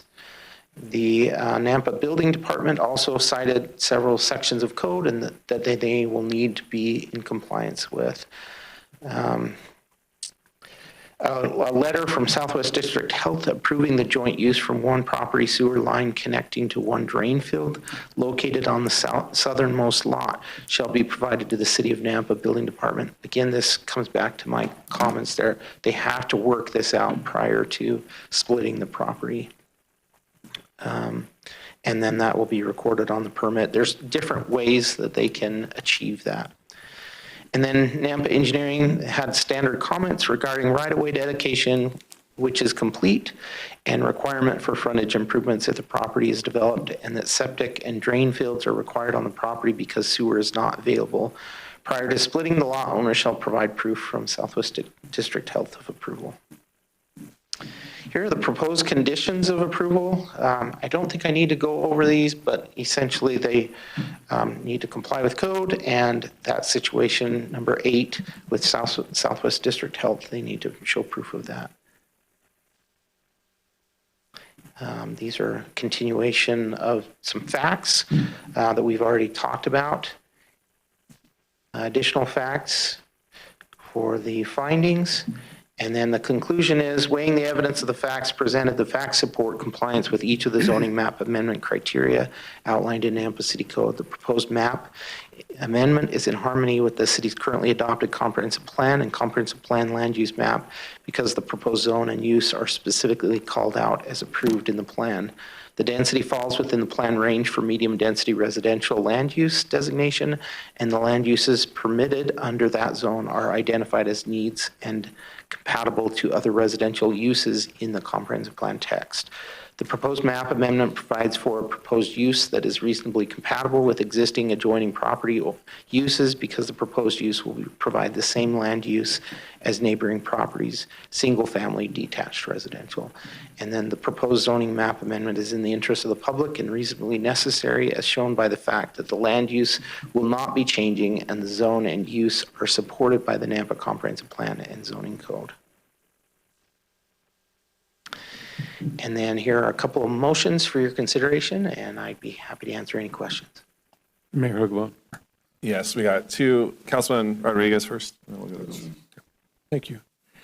Rodney, I'm beginning to wonder now, since Councilman Bills brought this up earlier, is it in the best interest of the city to make it, try to push to, I'm not going to say the word mandatory, but to allow easy access, better access for sewer to these new homes coming, especially something like this, where there's two homes on one property than one.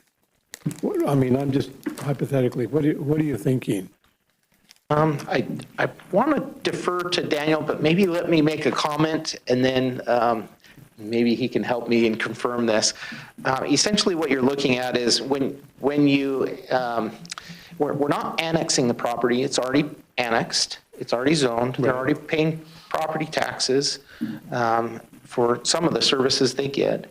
So when utilities are required, they are required to pay a utility hookup fee. They bring the utilities to that location, and then they start paying monthly fees, bi-monthly fees for the use of those services. And so then the question is the push to require the sewer being brought to this property or to other properties, is that important enough that we could go without this property being redeveloped? Because that's kind of, you're weighing the two options there. So I would say, I can't really speak to whether it's the right thing to do or good for the city, but you have to weigh those two options, right? It might not develop, but it may, if it develops, you have a value increase on your improvement value for that property, which increases taxes to that property. If you don't provide the sewer, then you don't have the expense of the sewer that is associated with the fee that would come along with it. Is that okay, Daniel? Generally, yes. In situations like this, it is typical for properties that do not have reasonably, when we're looking at a small single lot split and one new home or rebuilding of an existing home, if the state code, the state plumbing code and the city's plumbing code, which are the same, define sewer availability as within, I believe, 250 feet of the property.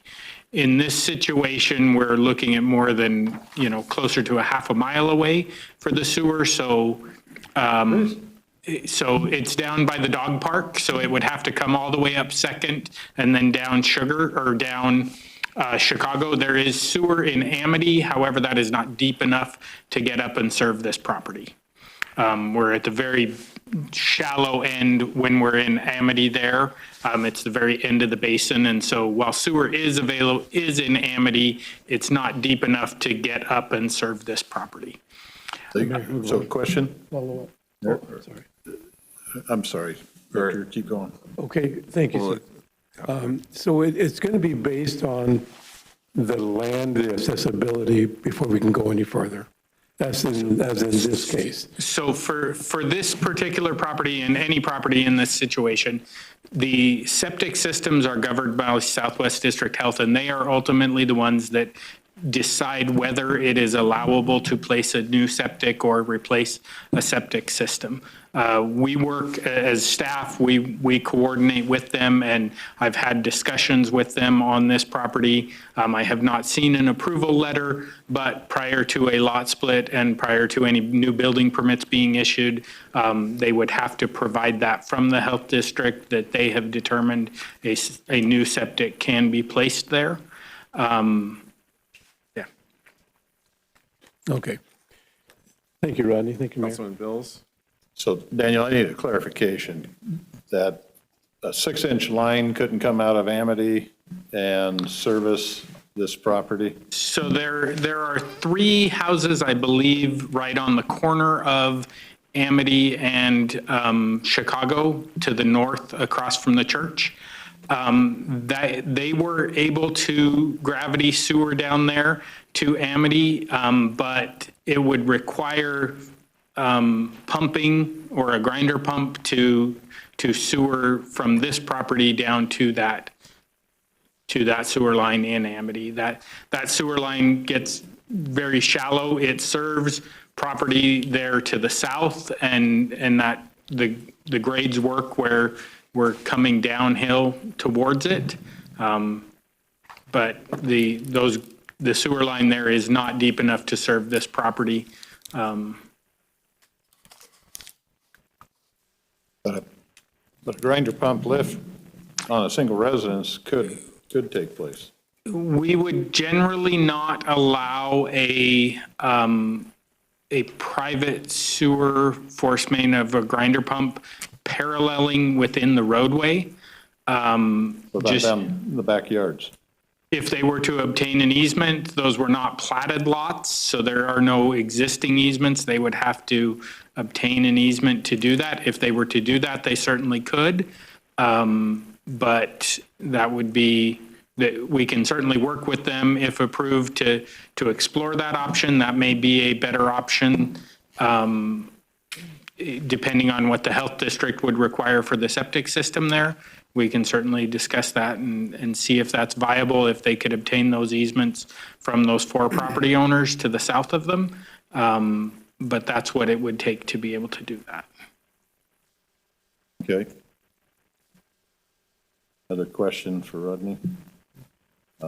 So based on the picture that you're showing us there on the screen, it appears the ADU got built, but there's been no yard improvements, no landscaping. So I assume the ADU is 1, 2, 5 years old. What was the time frame on it?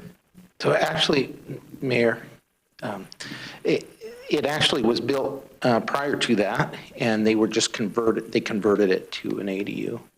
Yeah, and I it see, was the conversion, so it's an existing, so there has been no landscaping on the property. correct. Is that part of our requirements to grant sewer on this deal and annex it? So a rezone, I don't know, I guess I look at our attorney there. Do we have the ability to require landscaping for a rezone? I don't believe we do for a single-family home. What I would say to that, you can put and impose conditions on an approval like this. It's property specific. And if there are conditions that are related to the property and there's a nexus, right, with the use it may impose or impact, within reason, you may be able to impose some additional conditions. I would defer to Rodney and their team, though, about maybe what landscaping requirements are already required. Yeah. Yeah. So for a single-family home, we do more extensive landscaping requirements for a subdivision. For a lot split like this, we don't have a lot of landscaping standards. We do require 2 trees on the property, and we don't allow vehicles to traverse over just dirt or grass. It has to either be paved or it has to have gravel. But other than that, for a single-family home, we don't have a lot of requirements. Yeah, I haven't seen that a lot. I'm like you. Usually it's in the larger subdivision approvals. Again, I think the legal principle is there a rational basis for it tied with the actual use of the property? It can't just be a wish list of what you want it to look like, as that's requiring an additional cost on the property. Yeah. And may I just add one more thought there? I think we can, if we're to tie any kind of condition like that, I would think we probably would want to tie it to something they're requesting of us. So a building permit or a future lot split, or in this case, a rezone. It could be a condition of approval for the rezone.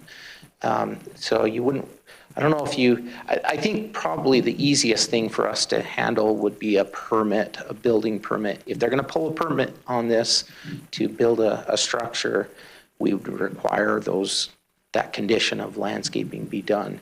The other question, though, is we've got 2 lots here we're dealing with. If they did the lot split, and could we require landscaping on the existing lot that already has the home on it without a building permit being pulled? I have the rational basis part. I was going to ask a question about Dewey, but it's sort of tied to this landscaping question, because one of the conditions you have in here is upon approval or contingent on approval is that you cut off the access on Dewey. So I'm trying my best to understand looking at this home. It seems like the way that the home is configured, it's sort of the garages and whatnot are facing Chicago, but the way the homes are aligned down Dewey, it seems like it's along this row of homes that's where Dewey would be more when we talk about the front yard setback. So I'm thinking of it looks like they're using the Dewey as a way to move maybe off the property potential. Just the way that picture is showing the cars configured is that they're coming on Chicago, but then you would be cutting off Dewey. I was wondering the reason behind that, but it's also provides possibly a rational basis on landscaping requirements on how we define what the front yard is. Mayor, that was one of my staff that recommended that condition. The drive approach there on Dewey is very close to the intersection. And so it's not compliant with our policy for the spacing from the intersection. And that's why he recommended that. In this particular situation with what Dewey is, if you look at, what Dewey, it was originally a county road, dirt road. Back when I was a kid, I grew up in this area and attended that church building once it was built, and so I'm very familiar with the area. Dewey was just a dirt road at that time. Over the years, as properties were built there, it did get paved. There is no curb gutter sidewalk. It's a very rural road. the recommendation to remove that access, while it is the recommendation and because of the policy, that particular access is not the end of the world for the city. It's on a dead-end road and very low volume, so it's not something that from a safety issue with the way that road is and the way that I would envision that road would ultimately be in the future. It's not, I'm not going to lose sleep if that's not required of them. Okay, well, if that's a condition, then go back, Rodney, to the, sorry, the one that you had. Where was the one that you had? Right there. Well, there was another one that showed the southward properties on Chicago. So if this were approved, the existing lot, as well as the new lot, you would say Chicago is.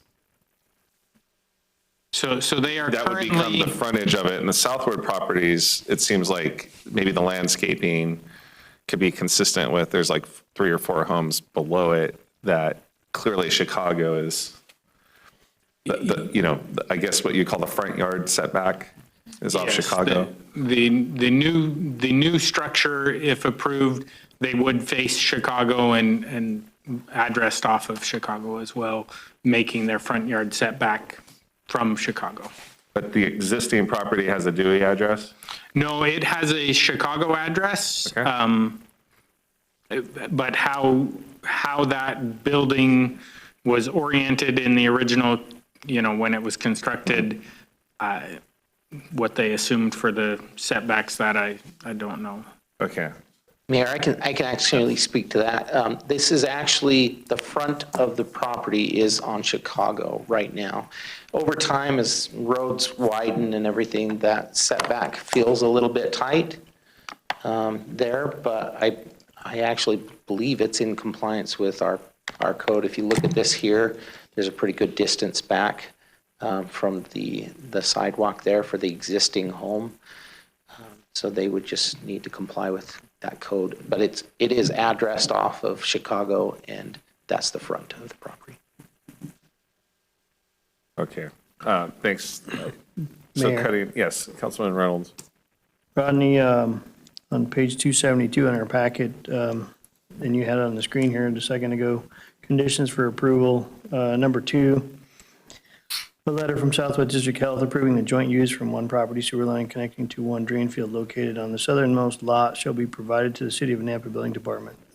What is the intent there? Because are you saying that Southwest District Health is going to let them use one septic, one drain field? I'll take that one, Rodney. Mayor, Councilman Reynolds, those are the discussions the applicant has been having with Southwest District Health for what they would approve to go in that area. The applicant would likely be able to speak more to what those discussions. Staff has not seen an approval letter at this point. My anticipation is they're waiting, the health district may be waiting for an actual lot split to happen so that they can craft the agreement, but the applicant would likely be able to speak to that better than staff. So one follow-up on that, Mayor and Rodney. So with an alternate location that Southwest District Health is going to require for a drain field, there's going to be enough space for that, from what you know, Daniel? That is what the applicant has been working with Southwest District Health over. And they would they would be able to speak to what those concessions or areas they have been talking with the health district about. But yes, the health district does typically require a alternate location so that when the septic drain field fails, there's another location for it to go to. In some of my conversations over the years on this property, they have been looking at potential easements on the adjacent property for that. But again, I don't have any final information from the health district on what they have elected to approve or have said they would approve. The applicant would be. And one last comment, Mayor. Just comment, to me, without having some kind of written agreement between two parties, if this was divided, and a shared drain field septic tank is a nightmare. So I don't think it's a good idea at all to have that. That is something that we would also require at the time of building permit for that. Councilman Bills? Yeah, so what I was trying to follow up is it appears from the pictures that we got a gravel driveway on the existing. It's like, I don't know if you can go back to your one elevation picture. So from the aerial, there's a driveway access out onto Dewey. From a couple of these pictures, it's a gravel access and curb cut through vertical curb sidewalk, with the house facing, the garage facing. And then we're going to section off and allow another unit to get built and potential joint drain field usage. I guess I'm kind of perplexed that we're doing a second lot and setting it up that somebody could sell that, and then to Councilman Reynolds' deal about the septic system, joint usage. We're trying to press something through Central District Health, and to me, if this was going to be approved, I mean, it needs to have the improvements completed, as far as a concrete paved driveway, landscaping done. I don't know, the applicant may be in the middle of it, but for right now, it just looks like we're bootlegging in and making a lot of concessions to get something done for a second lot that otherwise should have a pressure main on the sewer, and it just feels like an end run on what most have to do when they want to plat or create 1, 2, 3 lots. And we have a house, then we get an ADU, then we get another house, and then we ask for another ADU. I don't know where it ends, and it seems this is a weird precedent to me. So I'm struggling with the issue here. Mayor and Councilman Bills, I can just respond to the one thing that will be required is that they improve the lot that they pulled a building permit on. I think to our attorney's point, you may have some ability to condition the improvement for the other property, since this is a rezone, if you can tie that to a nexus to this action. But if a home gets built on this southern portion, you would have a paved driveway, you would have landscaping required. They have to at least landscape it to somehow. It doesn't have to be grass, and they have to have 2 trees on the property. So that could be some decorative gravel or whatever. That would be a part of the building permit for that southern lot. What happens on the northern lot is an answer I'm not sure I have, and I think that's your point, is that this needs to all be cleaned up all at once. If you call this a nexus because you're doing a rezone to this, maybe you put a condition on this to landscape the entire area and perhaps address the driveway that'll be paved as well. Well, I'm just, we got an ADU, we granted an ADU, got a permit, and they got occupancy, it would seem, and yet we got a gravel driveway and no landscaping. I don't understand that. Yeah, I don't know the details of that history, but if we pull the permit on this new location and as part of this rezone, you could put some conditions on there. Yeah, I don't know that, I don't think there's enough facts or there's enough history here or performance. Maybe that's the word I'm looking for, if that's even the right one. And it sure seems like we're trying to really force a an additional opportunity, and yet we don't have all the facts. So, anyway, we'll see if there's anybody else has to speak. Keep the hearing moving. Mayor, Yes. Rodney, do you know where the existing septic tank and drain field is on that property? I don't, that's probably a question for the applicant when he comes back up. You. Any other questions for Rodney? Okay. So at this time, we will go to public testimony. Clerk, is there anyone signed up to speak on this? No, Mr. Mayor. Okay, is there anyone present who intended to or would like to speak on this for 3 minutes? Are you, I'm the owner of the house. okay, so you're represented with the presenter as the applicant, so, okay, so you'll have an opportunity to team up with Mr. Is it Scheibe? I Yes. can explain a lot. Okay. Answer a lot of your questions. Okay, so there is no public testimony. So at this time, yes, both of you or yourself can come up. You have 5 minutes to provide some closing comments. Of course, you've Okay. heard a lot of discussion and you may want to speak to some of those items. Okay, so I'm Denise Smith. This is my son-in-law, Dylan. So we bought this house in 2018. From my understanding, if you could go back to the picture, yes, this one.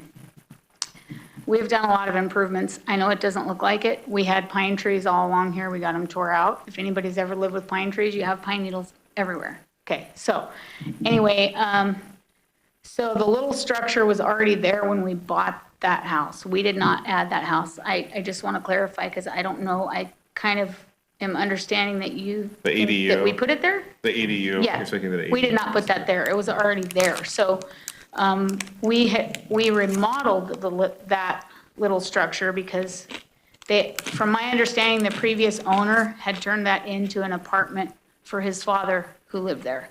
There was no functioning bathroom. There was a compost toilet. So we remodeled, we got permits to remodel. So that little house has its own septic tank and our house has a septic tank. We share a drain field. We put in a new drain field in 2019 with Nampa Drain and Septic. It's in this back corner, in that far back corner. Yes, back there. That is where it is. We've already had Southwest District come out and they have said, yes, it is possible to put another house there and they would just have to add on to the drain field. We would share the drain field. So we don't have a letter yet because we're waiting for this final in order to do that part. And yes, it is gravel. We are planning on doing cement and that, but that is very expensive. So we did the fence. I mean, if you saw it when we moved in, it was a lot different, so we've done a lot of improvements to it.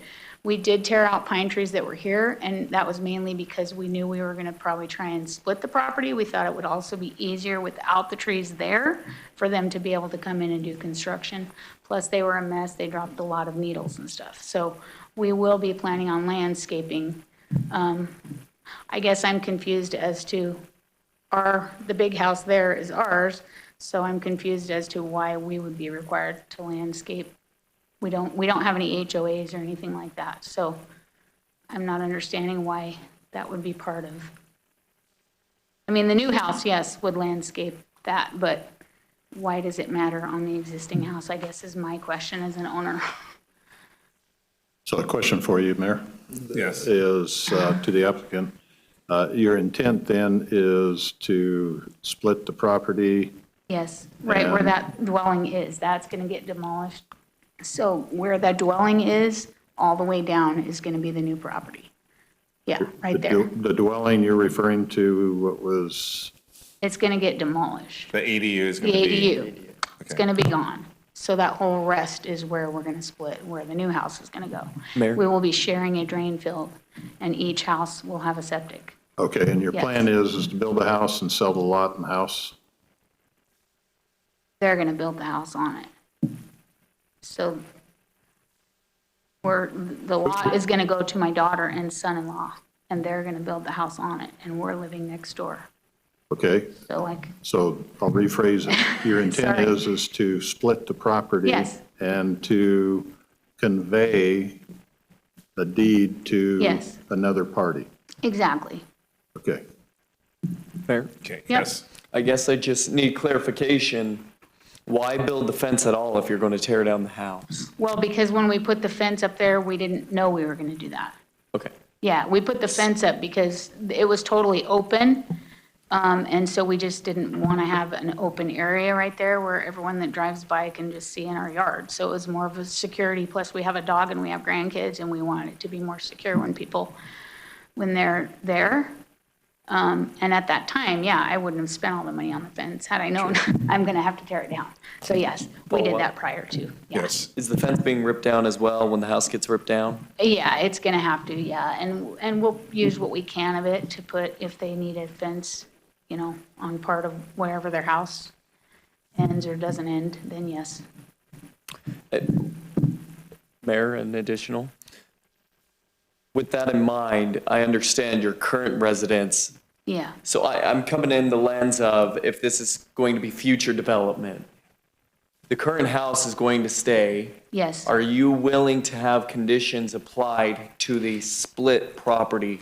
Obviously, we can't state, oh, you're developing your home, but in my mind, you're developing a portion of the property. Yes. Anything that's going to be development should have neighborhood requirements or Yes, development requirements. I'm okay with that. landscaping I'm just was confused as to why, because I just kind of heard it mentioned like, well, can we require the owner to landscape, which he said, no, you really can't. So that's why I'm just like, I mean, am I being required to landscape my front yard? I want to make sure, Councilman Yeah. Griffin, So I when you just said wanna the make split property, you're talking about the new property or the existing one? The new property. Okay. Yeah, yeah. Okay.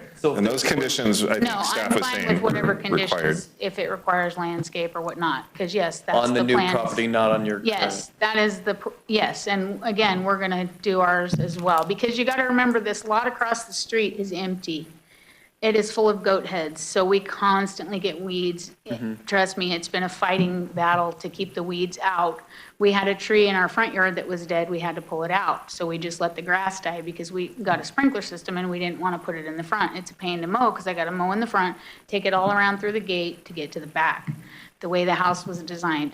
According to what I found out, the house was built in 55, the original part of the house, and then somebody added on to it to make it a two-story house.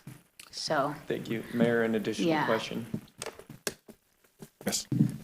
The current property has its own septic, has its own septic in and the back ADU is yard. tapped into the current property septic. No, the ADU has its own septic, because when I remodeled the ADU in 2019, because I put a toilet in there, a functioning toilet, because it had a compost toilet. Okay. Don't know how that happened, sure. but again, it was there when I bought it. And so I was able to put in a toilet, which required a septic tank, because they did not allow us, Southwest District did not allow us to share with that dwelling, even though it's a one-bedroom, one-bath. And so they had to have their own. So they have their own septic, I have my own septic, but the drain field is shared between the both of us.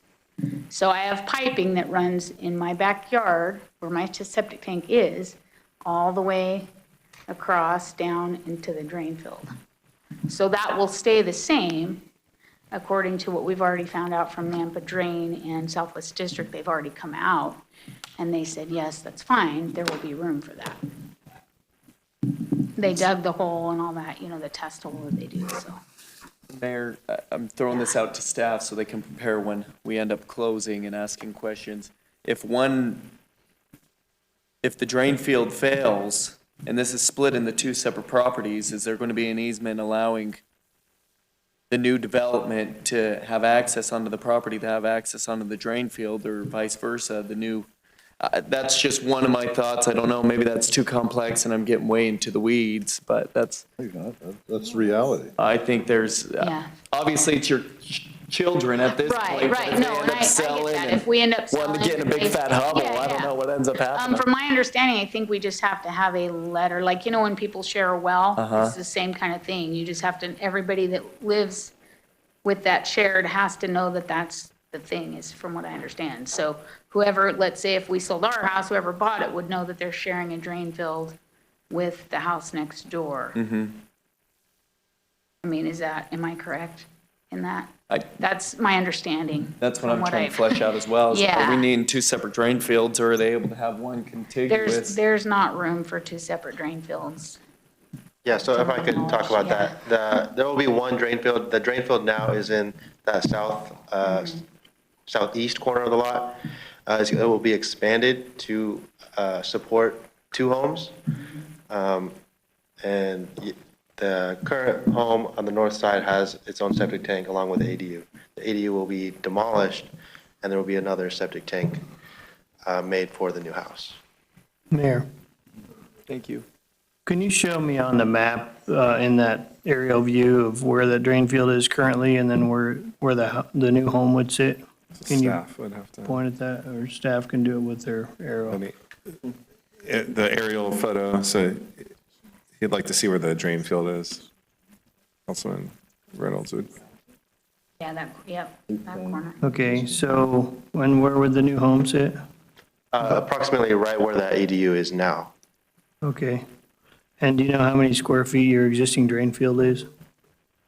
I don't know what the existing is. I know it has to be expanded to, I believe it's 1,200 square feet. Tell you what it is. It's probably 4 to 600 square feet is normal, but. Mayor, Yes. if you're done, Or Councilman. Councilman Reynolds, any? Yeah, I'm done. Okay. Thanks. Okay. Griffin. And this might additionally be for staff later on, but the question's going to you, just in my mind, on a potential approval. Right now, that ADU sits pretty close to that property. Are you okay scooting it over so it's got some, what's the word I'm looking for, 5-foot setback and other setbacks to be able to have it be its own standalone property if in the future something does happen and you want to move, that those are separate. Mayor, I can speak to that real quickly. There already is a 5-foot setback required on either side of a new property line. So in order to place that property line, you would have a 10-foot between the building. 10-foot, okay, thank you. Minimum. Minimum. Yeah. Thank you. And you're aware of that and understand all that, and thank you. If I'm going through the semantics, I apologize. I think this was a unique project when I was going through the packet that I frankly had difficulty visualizing and seeing, so this all has been worked through my mind through this discussion. Was I able to clarify? You were. Okay, thank you. Yeah, I think it's still tough. It's a tough project, I think, just with the drain field and having the tapping of the two projects, but we're working through. well, I and when think- they came out, because I had to get a new septic tank in my house after I bought it, and they didn't even know where the drain field was. They had no idea, because that septic tank had been there since 1955, so they didn't have any record, Southwest District didn't have any record that I had a septic. So that they put that new drain field down at that end. No, and that makes So, sense yeah. for it being its own standalone Yeah. property. Now splitting it in two, I think there's some things that need to be worked out and discussed that I'm trying to Yeah. figure out in my mind and maybe through staff discussion, but you answered a lot of my questions. Thank Okay, you. perfect. Any more questions for the applicant? No, I have comments, but I'll wait. Okay, so I was trying to understand, I think the applicant, excuse me, you would prefer not to do frontage improvements on the existing property? Is that what I understand? You? No, you're. Oh, mine? Yeah. Frontage? No, I'm gonna do landscaping. I just was questioning, am I gonna be required, I think that's my, like, to do that? I think that's my question is one, I don't, at the time the house was built, it sounds like it was in the county initially. And I thought Councilman Bills earlier when he asked about the conditions, it was more at the time of maybe annexation on the original property, whether or not there are existing requirements on that parcel that might need to be reinforced. If there could be clarification on does code currently require on the existing, not that we need to add conditions, I'm wondering if there already are requirements that might not be met currently. Does that make sense? Yeah, so it was annexed in 1971, so prior to our zoning ordinance going into place. And so then the question is, it sounds to me like it's a legal non-conforming situation that would not require them to make those improvements. However, a rezone is a new opportunity for us to look at this. Okay, so I know I don't get a vote in this unless there's a tie.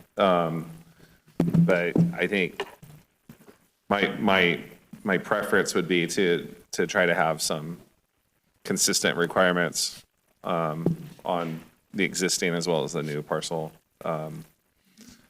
Anyhow, I just, that might be a potential condition that I would support, so I just didn't know. Okay. Mayor? Yeah, and like I said, that's our plan. Yes, Councilwoman Skog. I just wanted to confirm something that I think you said.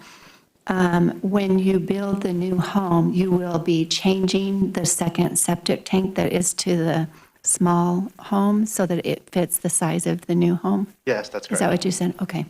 Thank you. Any other questions for the applicant? Yeah, Mayor. Well, comments or questions for the applicant?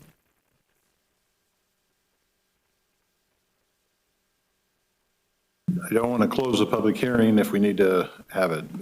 What I'm trying to explore is, it seems to me we should postpone a decision. We should possibly keep the public hearing alive or available. And the applicant comes back with a drawing that would normally be seen on most applications where it shows where the lot split's going to take place. There'd be a survey and showing that. There would be a drawing that shows where the existing drain field and septic is, where the new's going, and where's the building site. And I feel like what we're looking at, we're trying to picture it and guess it. And this feels like what most applicants are required to come in with and present, especially if they get to 3 lots or 4 lots. And I'm not seeing that here. And so I'm asking the question, do we close public hearing and then make a decision, or do we hold it open and ask for a better clarification as to what's going to happen and a rough draft of whatever agreements are going to take place? And Mayor, do we have that option? Mayor, Councilman Bills, yes, you have that option. If you are wanting to see new evidence put into the record, which you would under that scenario, what you'd want to do is continue the public hearing. You'd want to have the applicant present on that limited scope, provide opportunity for the public to comment on that image, that new evidence being brought in. They then can rebut on it, staff can weigh in on it. It would be kind of like a limited micro public hearing just on that little point. And then you can close, if you're satisfied at that time, the public hearing and proceed to deliberation and your vote. If I could add something. Yes. I do already have a site plan. I have worked with an architect to make one that Southwest District Health required. I'm not sure if it was one of the requirements for planning and zoning, or if I did submit it or not, but I have one in already too, if we needed to present now. Rodney, could you clarify, confirm some of these items of discussion? Thanks. Sure. Mayor and council, we do not have a requirement that when we do a rezone that they provide a potential lot split. A lot of times we see these smaller developments just request the rezone in order to go through the process of, hey, is this even a possibility? Typically a larger development, 5 or 6 homes or whatever, or even 3, will do a concept drawing. But that doesn't mean we can't. Absolutely, we should continue this public hearing, request that the concept plan be submitted into the record so that we can talk about it. I guess I guess I'll just say that our code does address the requirements. So like, regardless of, and if it makes it easier to understand what's being proposed, then I think it makes a lot of sense to continue it and get a concept drawing. But I will say that our codes are in place to protect in these situations. For the new home, the lot line will have to be placed at least 5 feet from the any property building. It will have to be 5 feet from a new building. It'll have 20-foot setback, paved parking, landscaping. It will have to go through the process to confirm that there's utilities that comply with our codes and Southwest District Health standards. So if you're comfortable, it sounds to me like you're not comfortable with moving forward with that. And so concept would help that. So comment back is that we had a hearing here 2 or 3 meetings ago where they kept building houses on the property, and now they sell one off, and then they're coming back in to get a variance because they built the foundation too close to another property line. And it wasn't a platted deal, it was just, hey, we're gonna arm wave this thing and evolve this thing. And that seemed like a very cumbersome situation in my mind, and trying to clean that up. And it seems like approving this deal without definitive, here's where the lot split's going, here's where the building's going, here's everything therein, we're going to evolve into one day, somebody's going to be back and saying, well, we bought this property, but gee, we didn't know X, Y, Z. And so I feel like unless you think those conditions because seeing that deal 2 or 3 meetings ago, sure had a lot of issues that I think this is going to be similar. Councilman and mayor and staff. Well, one quick, just for the applicant, are there any more questions for the applicant? Yes, Mayor. Okay, all right. So just stay patient and, yes, okay, carry on, Councilman. I think it will ease the concerns of the councilman and I have as well. You're a young guy. Do you have that site plan readily available on your phone or iPad or computer right now? I do, yes. Does staff have that? Have you emailed that to staff? Can somebody pull it up on the TV just so we can get a visual real quick? Their site plan that, if you could email it to Daniel real quick so then we can look at it. I don't want to have to kick you down the road, but I have similar concerns, and I think a visual that you've already got saves us having to continue it because you already have it right here. Maybe Daniel could pull it up. As well, the survey as well, because we did have it surveyed already. You did already have it Yes, so surveyed. they already designated our area 7,000 something feet, his 9,000 something feet. Yeah, because I have the email, he's got the Good deal. thing. So, because you have to pay money to have someone come out to do that. Sure. And No, so and it he's would've been already nice- paid for that. And I know it wasn't required to have it in the Yeah. packet, so I'm not beating up on Right. staff, I'm not beating up on you for wanting to see it. I want to see it Yeah, as no, well, so if we I have it, let's understand just that. get it done rather than pushing it Yeah. out and leaving the hearing open and going through the whole process. Okay, so this exhibit will, once Daniel gets the email and pulls it up, we'll just,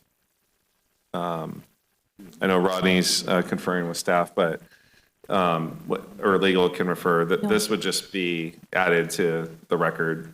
Yeah, Mayor, it would be, and what I'd recommend, where this is new evidence, it may have a material or substantial nature to it, to the application. I would ask if anybody in the audience would want to give comment to it, to which the applicant could then rebut. If I remember right, nobody came up for comment, so it should be a quick. Yeah. If they didn't have comment on the original look, maybe this will. It could happen. Mayor, Yes. while that's being pulled up, for Councilman Reynolds, because I'm not an expert, and while I'm trying to figure this out, the concern with the shared drain field, can you explain what the concern is with that? Because I don't know. Sure, Mayor, Councilwoman Jangula. So the drain field is what takes the effluent off of a septic tank. The solids run into a septic tank, and then the effluent runs into a drain field. So if you have two homes and two tanks, they're each taking their own solid waste, and then the effluent runs off. Let's say that Councilman Bills is my neighbor in one of the homes, and I take care of my septic tank. I have it pumped every 2 years regularly like it should be. And Councilman Bills is like, I don't want to do that. That's dumb. And he has 28 million grandchildren, and they're all over there using the bathroom and toilet paper and whatever. And his tank fills up, and the bacteria is not working correctly, and it runs out into the drain field. Then it plugs the drain field. Now, all of a sudden, one guy that was the good steward, he gets stuck with the bad actors' drain field problem because they're sharing a drain field. So it's just a real sticky situation. I understand that they're family, but it might not always be family. And if this was a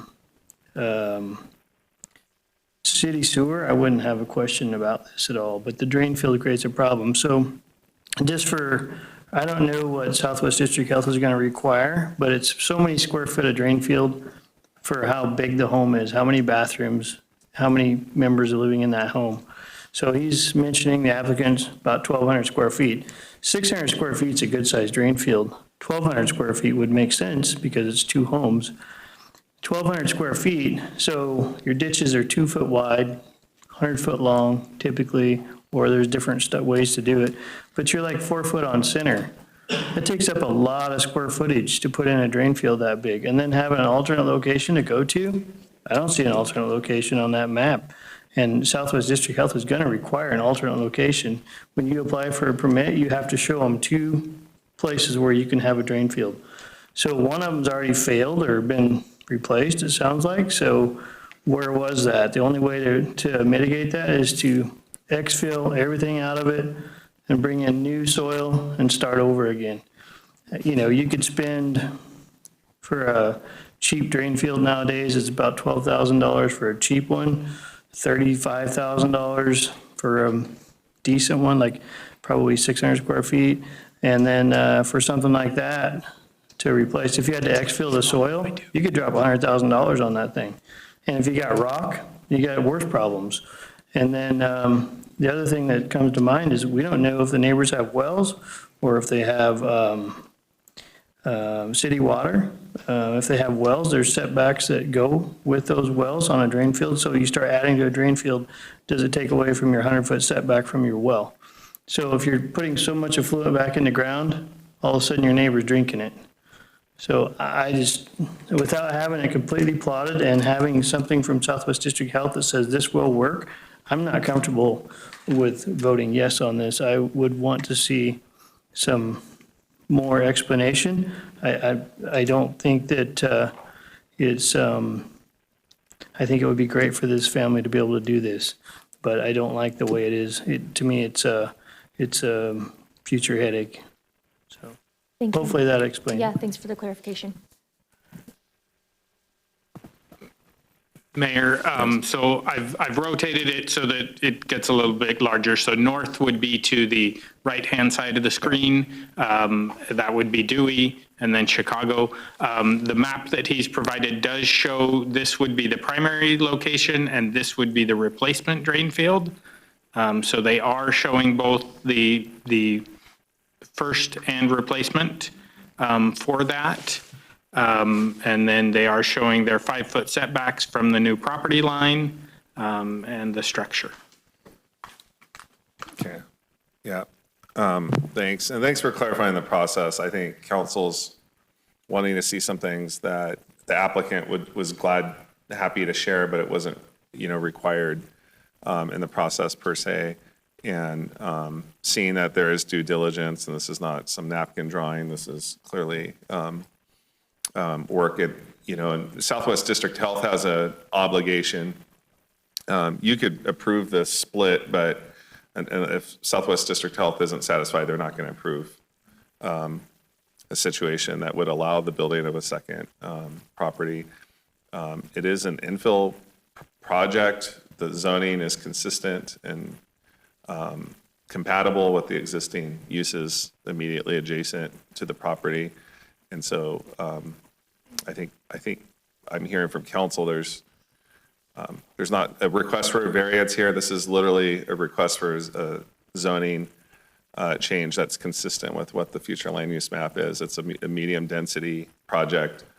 It's similar to all the properties south of it, but I think the concerns about whether or not those properties are on wells, septic, city water, sewer, well, they're not on sewer, right? Because you said there is no sewer. Correct, So Mr. Mayor. all of these properties are in the There same is boat. city water available all around there. The Just no other sewer. adjacent properties are on city domestic water. They are not on wells. You can see here, this is the water map. You can see the water meter locations at each of those homes that are in proximity to this. Okay, so that helps. I think that speaks to some of the legitimate concerns that Councilman Reynolds spoke about that are neighborly concerns about whether or not discharging is feeding someone's well adjacent. So you're saying all the property owners abutting this are on city water?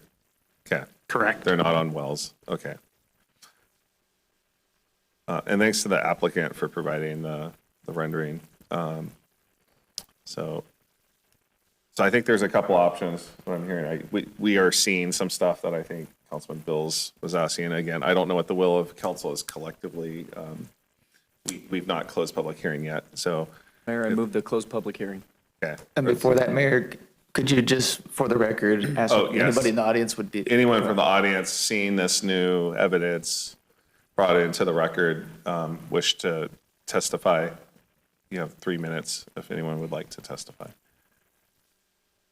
Okay. Nothing, Mark? Oh, okay. Okay, all right. So, okay, public testimony, the applicant has provided closing remarks. We reopen to the public. Oh, I'm here. I thought it was sarcastic, but no. It was being sarcastic. Mr. Mitchell, sorry, no, I. Mark Mitchell, 12355 Landau Way, Nampa, Idaho. What Councilman Reynolds had to say, it makes a lot of sense. Being in the construction trade, I have seen that happen. And when you come to loans, what can happen is if they're still on septic, there is always a well inspection for a VA or an FHA loan. The nitrates can be too high. Then they have to put in a reverse osmosis system. It can get nasty. City sewer, absolutely 100%. But when it's on septic, it can really affect your neighbors much, much more than just drinking water. Sellability, all of that. So, oh, hey, I still got 3 minutes. Okay. Just to be clear, no one's on a well though, and everyone's on a septic. Correct. I just And want to these clarify. properties, the new structure will connect to city domestic water as well. Not trying to rebut, I just want the record to reflect what they're asking for is no different than what all their neighbors are on, if that's what you're confirming, okay. But those are legitimate concerns as far as, yes, septic feeding into potential well neighbors, but. Mayor, pardon me, because there was testimony from the public, if there be any rebuttal, you can ask that of the applicant now. Okay, very good. Any other public testimony? Okay, all right. There is none. Okay, so the applicant,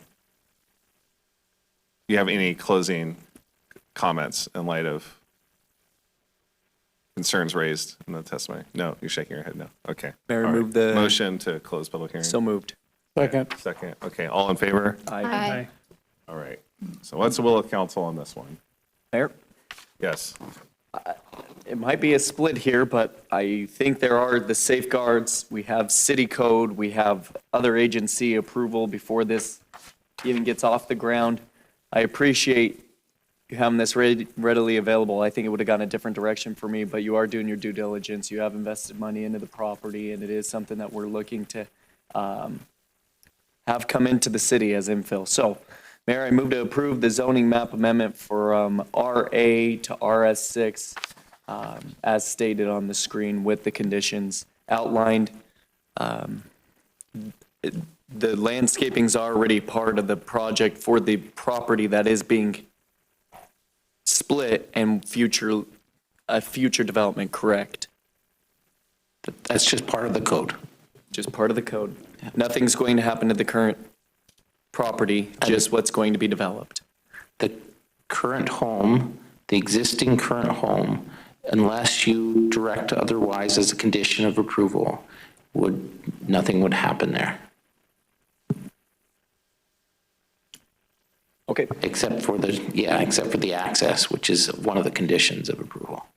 So that would be my motion, and I'm open to potentially an amendment to add something to the development agreement on the current home, but I'm not going to add that at this point unless it's asked of. Okay, we have a motion. Is there I'll a second second? it. Okay, there's a second to the motion. Mayor, I have a question Councilman Reynolds. for Councilman Griffin. So you said there's other agency approval. I just wanted to clarify what agency that was. Southwest District Health has District to Health. approve before a permit is issued, correct? Correct.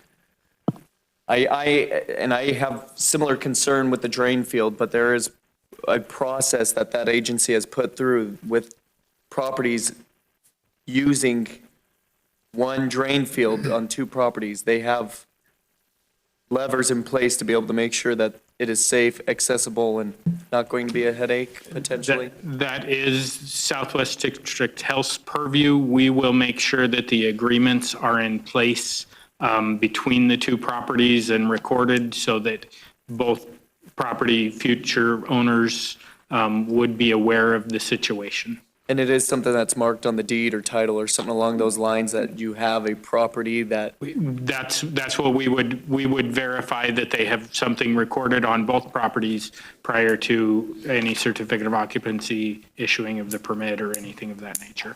Thank you. Okay.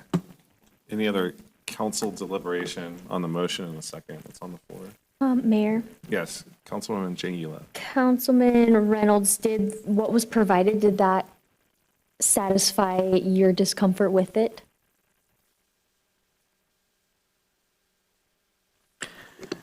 Mayor, Councilwoman Jangula, if I'm being completely honest, no. Do I think it will work? I think it will work, but I think going down the road that it's a potential for a big problem. It's not to my level of comfort. Thank you. Mayor, if I could also comment. It isn't my preference either, but just not having the ability to have the utility. If it was an ability that we tap into the sewer, obviously I'd want to get rid of the option of having a drain field for one property on somebody else's property, but not having the space to have a drain field on the originating property. I see this as a potential headache for you on sale, but you're building next to your mom, so that's why or your mother-in-law, and that's why I think providing the opportunity to do that is why I would make the motion. Okay, and I'm not trying to enter into the deliberation on this. I just facilitating the deliberation, but to be clear, if this is not approved, the status quo is allowed, which is an ADU with a toilet going into what kind of septic system? No, it has its own well. Was it? Okay, gotcha, okay, gotcha, Sewer. okay, gotcha. Thanks for that clarification. So I find it interesting because we allow the ADUs. Is this by right in this area? I mean, satisfied building permit, but the ADU, it was already on there when they got this. Mayor, that's correct with an RS zone. Anywhere there's a single-family property, they can have an ADU of 500 square feet max and meet the standards for setbacks and everything. Obviously, the parcel split allows the building of a distinct home, a second unit. I think the shared drain field, I'm not familiar enough with how common that is with Southwest District Health, but I do trust that they would approve this unless, the health and safety concerns are paramount for Southwest District Health. And so those conditions would have to be met. How this would affect future future owners of these properties and the relative value of the properties is, yeah, possibly a concern. But that would be, I think, not unique necessarily to these properties. There's other homes that fall on this, and that would be on those, future property owners. I think the responsibilities of the city would be met with the conditions having to be met. Whether it's ideal or not is, I think, a decision made by the occupants or future occupants of the property. Short of us having sewer to this location, it seems like unless there's other reasonable conditions to be met, short of sewer hookup, I don't know what else could be done by the applicant. Unless we're saying that they must tap into sewer, which it sounds like that's not really a realistic option, considering how far away they are and what other property owners and neighbors have. So it is a challenge, but the infill nature of it, the fact that this isn't a variance, there's no variance here, it satisfies the zoning requirements of medium density residential, and it's an infill project for family. Whether you will enjoy living next door to each other or not in the future, that's entirely up to you guys. Yeah, yes. One additional question for staff. Is there a way that we can add a part of the development agreement that when sewer is available, that they must tap into that to maybe alleviate in 10 years a drain field gets clogged and backed up? I don't know when we'll have sewer available, or maybe if it isn't ever available, but as maybe a mechanism to potentially alleviate that problem in the future. Mayor, council, I'd look to Preston to whether that can be a reasonable nexus. I think probably so. Sewer becoming available, there is development ground across the street from this that we've had a pre-application meeting on back in 2022 that Rodney is showing there just north of the church. With the industrial development to the north of Second that is planning to bring sewer up from the dog park area, that brings it quite a bit closer to that development property and makes it more likely that that would develop at some point in the closer future. No guarantees, but I think that's certainly something that would be a reasonable condition to alleviate those concerns. Mayor, follow-up if I could. Yes, Councilman. What would the cost be to the owner of the property to tap into sewer ballpark? So current connection fees on sewer all in are around $5,000 per single-family dwelling. And then there's the cost of the plumber to make the physical connections that I don't have. Those are cost dependent depending on what they have to do. Mayor? Yeah. One last, and I know we closed public hearings, so through staff, if the applicant is able or not, and we can speak it into the record, would that be something that you would be okay with having as a condition on the development agreement? Or legal? No.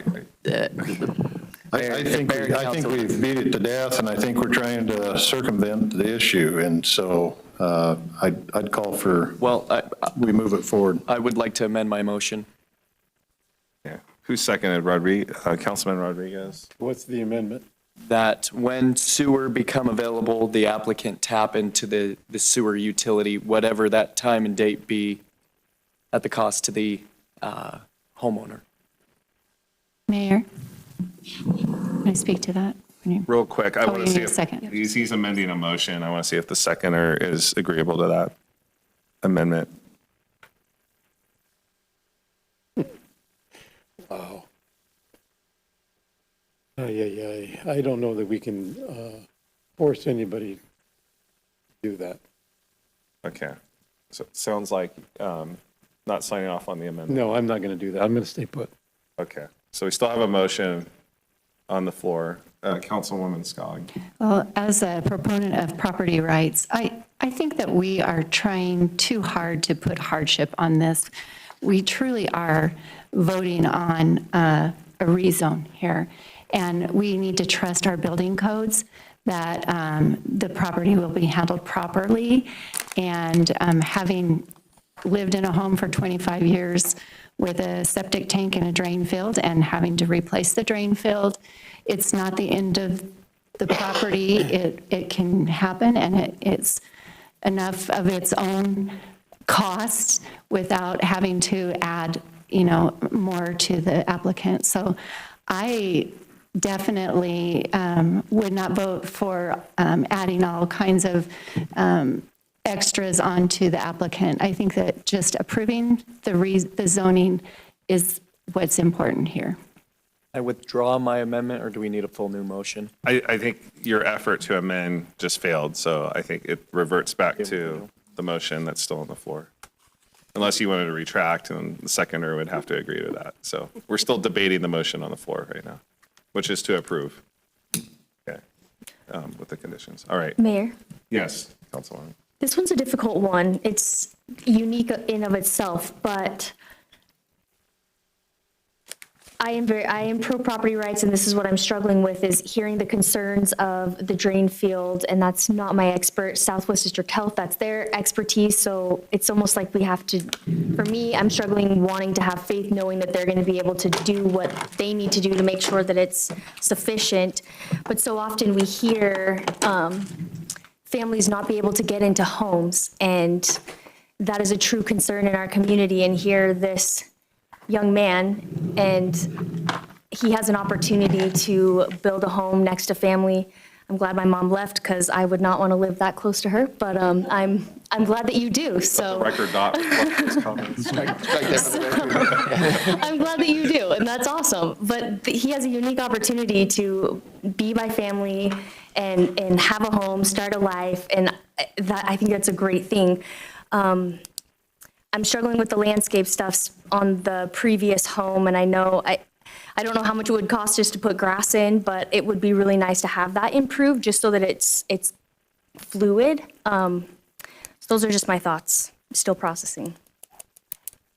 Okay, so we can move to the vote. I don't want to preempt or prevent further deliberation, but we do have a motion on the floor and second, and Mayor, does he have a second?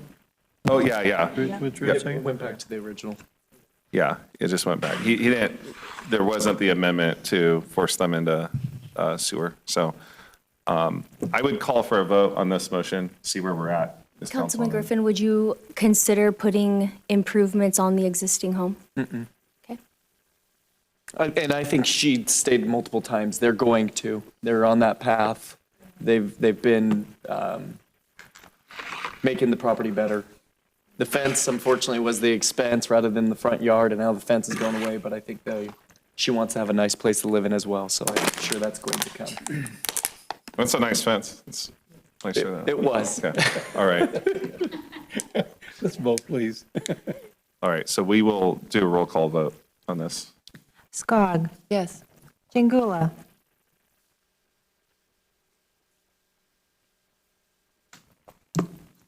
Yes. Bills. No. Reynolds. No. Rodriguez. Yes. Griffin. Yes. 4 in favor, 2 opposed, motion carries. All right, that concludes 8-3. Thank you. Thank you. Council, we have one more public hearing and then unfinished business. Do we need a break, or do you want to go for Keep quick going. break? Let's take a quick one. Yes, we will take a 5-minute break. Thanks to the applicants for 8-4, you're just gonna have to wait a little bit longer. Okay, all right.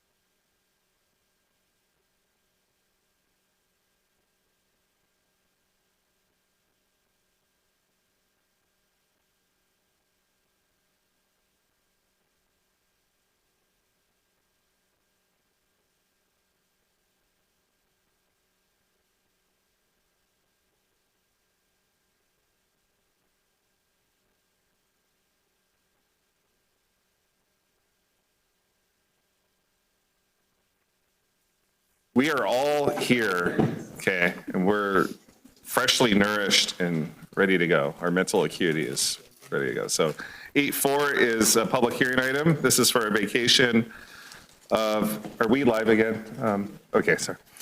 Vacation of an approximately 1,262 square foot public utility easement.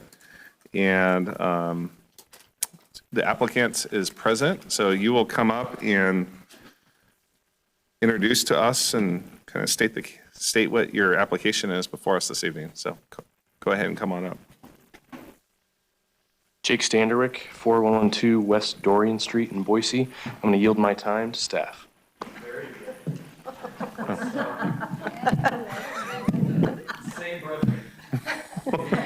Okay, thank you, Mayor and Council. Christy Watkins, Principal Planner for the City of Nampa. So back in May of 2025, they vacated all of these easements, and this poor little guy right here got left behind. So they're vacating it now. It follows code. It's appropriate for them to be able to use their property this way. There's no conditions of approval. They match Idaho State Code for vacation of easement. These are your potential motions, and I'll stand for any questions. Very good. Any questions for staff, council? Seeing that there are no questions, thanks, Christy. You're welcome. All right, did you have a question? Councilman Mills? No? Just getting your mic. Okay, all right. Public testimony. Is anyone here to testify? Okay, there's no one here to testify. And Mr. Mayor, there's no one that did advance sign up. Okay, sorry, thanks. Sorry, I didn't look to you to get that confirmation. I was very presumptive on that. Okay. There is no one signed up, nor anyone wishing. So I move we close the public hearing. Second. Well, does the applicant have any closing remarks? No? Okay. Are you sure? All right. Then there is a motion to close public hearing. Who seconded it? Second. Okay, all in favor? Aye. Okay. Make a motion to approve the vacation of the 1,262 square foot public utility easement as shown on the screen. Second. Okay, Griffin got the second. Yeah, fast today. All right. Give it to him. So we have a motion second. Any discussion? Seeing that there is no discussion, we'll do roll call. Skog. Yes. Chingula. Yes. Reynolds. Yes. Rodriguez. Yes. Griffin. Yes. Bills. Yes. All in favor, motion carries. All right, next to the applicant, for your patience. We could, yeah. You have a good evening. I didn't need that break. 9-1. All right, we move to 9.1, unfinished business. This is an action item for our first reading of ordinance for annexation and zoning to RS6, zoning district for 7 acres and 2 parcels at 11281 Moss Lane for Craig Kolchak of RCK Consultants representing Lyle and Sharon Johnson. And this was approved by the city attorney Preston Rudder, and it is requested to pass under suspension of rules.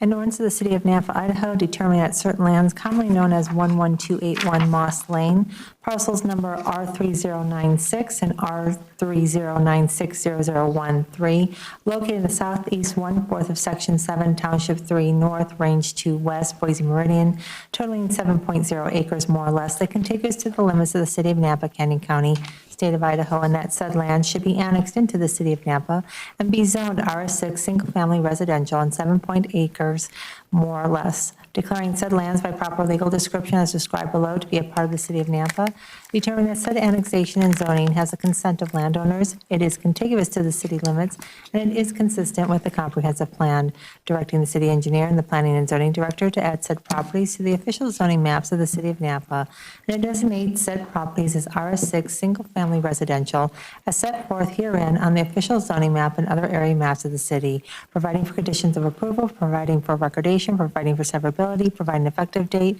repealing all ordinances, resolutions, orders, or parts thereof in conflict herewith, and directing the city clerk to file a certified copy of the ordinance and the map of the area to be annexed with Canyon County, State of Idaho, and the Idaho State Tax Commission pursuant to Idaho Code Section 63-215. Move to approve under suspension of rules. Second. All right, we have a motion and second. This is a roll call. Skog. Yes. Chingula. Yes. Bills. Yes. Rodriguez. Yes. Reynolds. Yes. Griffin. Yes. All in favor, motion carries. All right, there is no item for executive session tonight, so I'd entertain a motion for adjournment. So moved. Second. All right, all in favor? Aye. All right, meeting is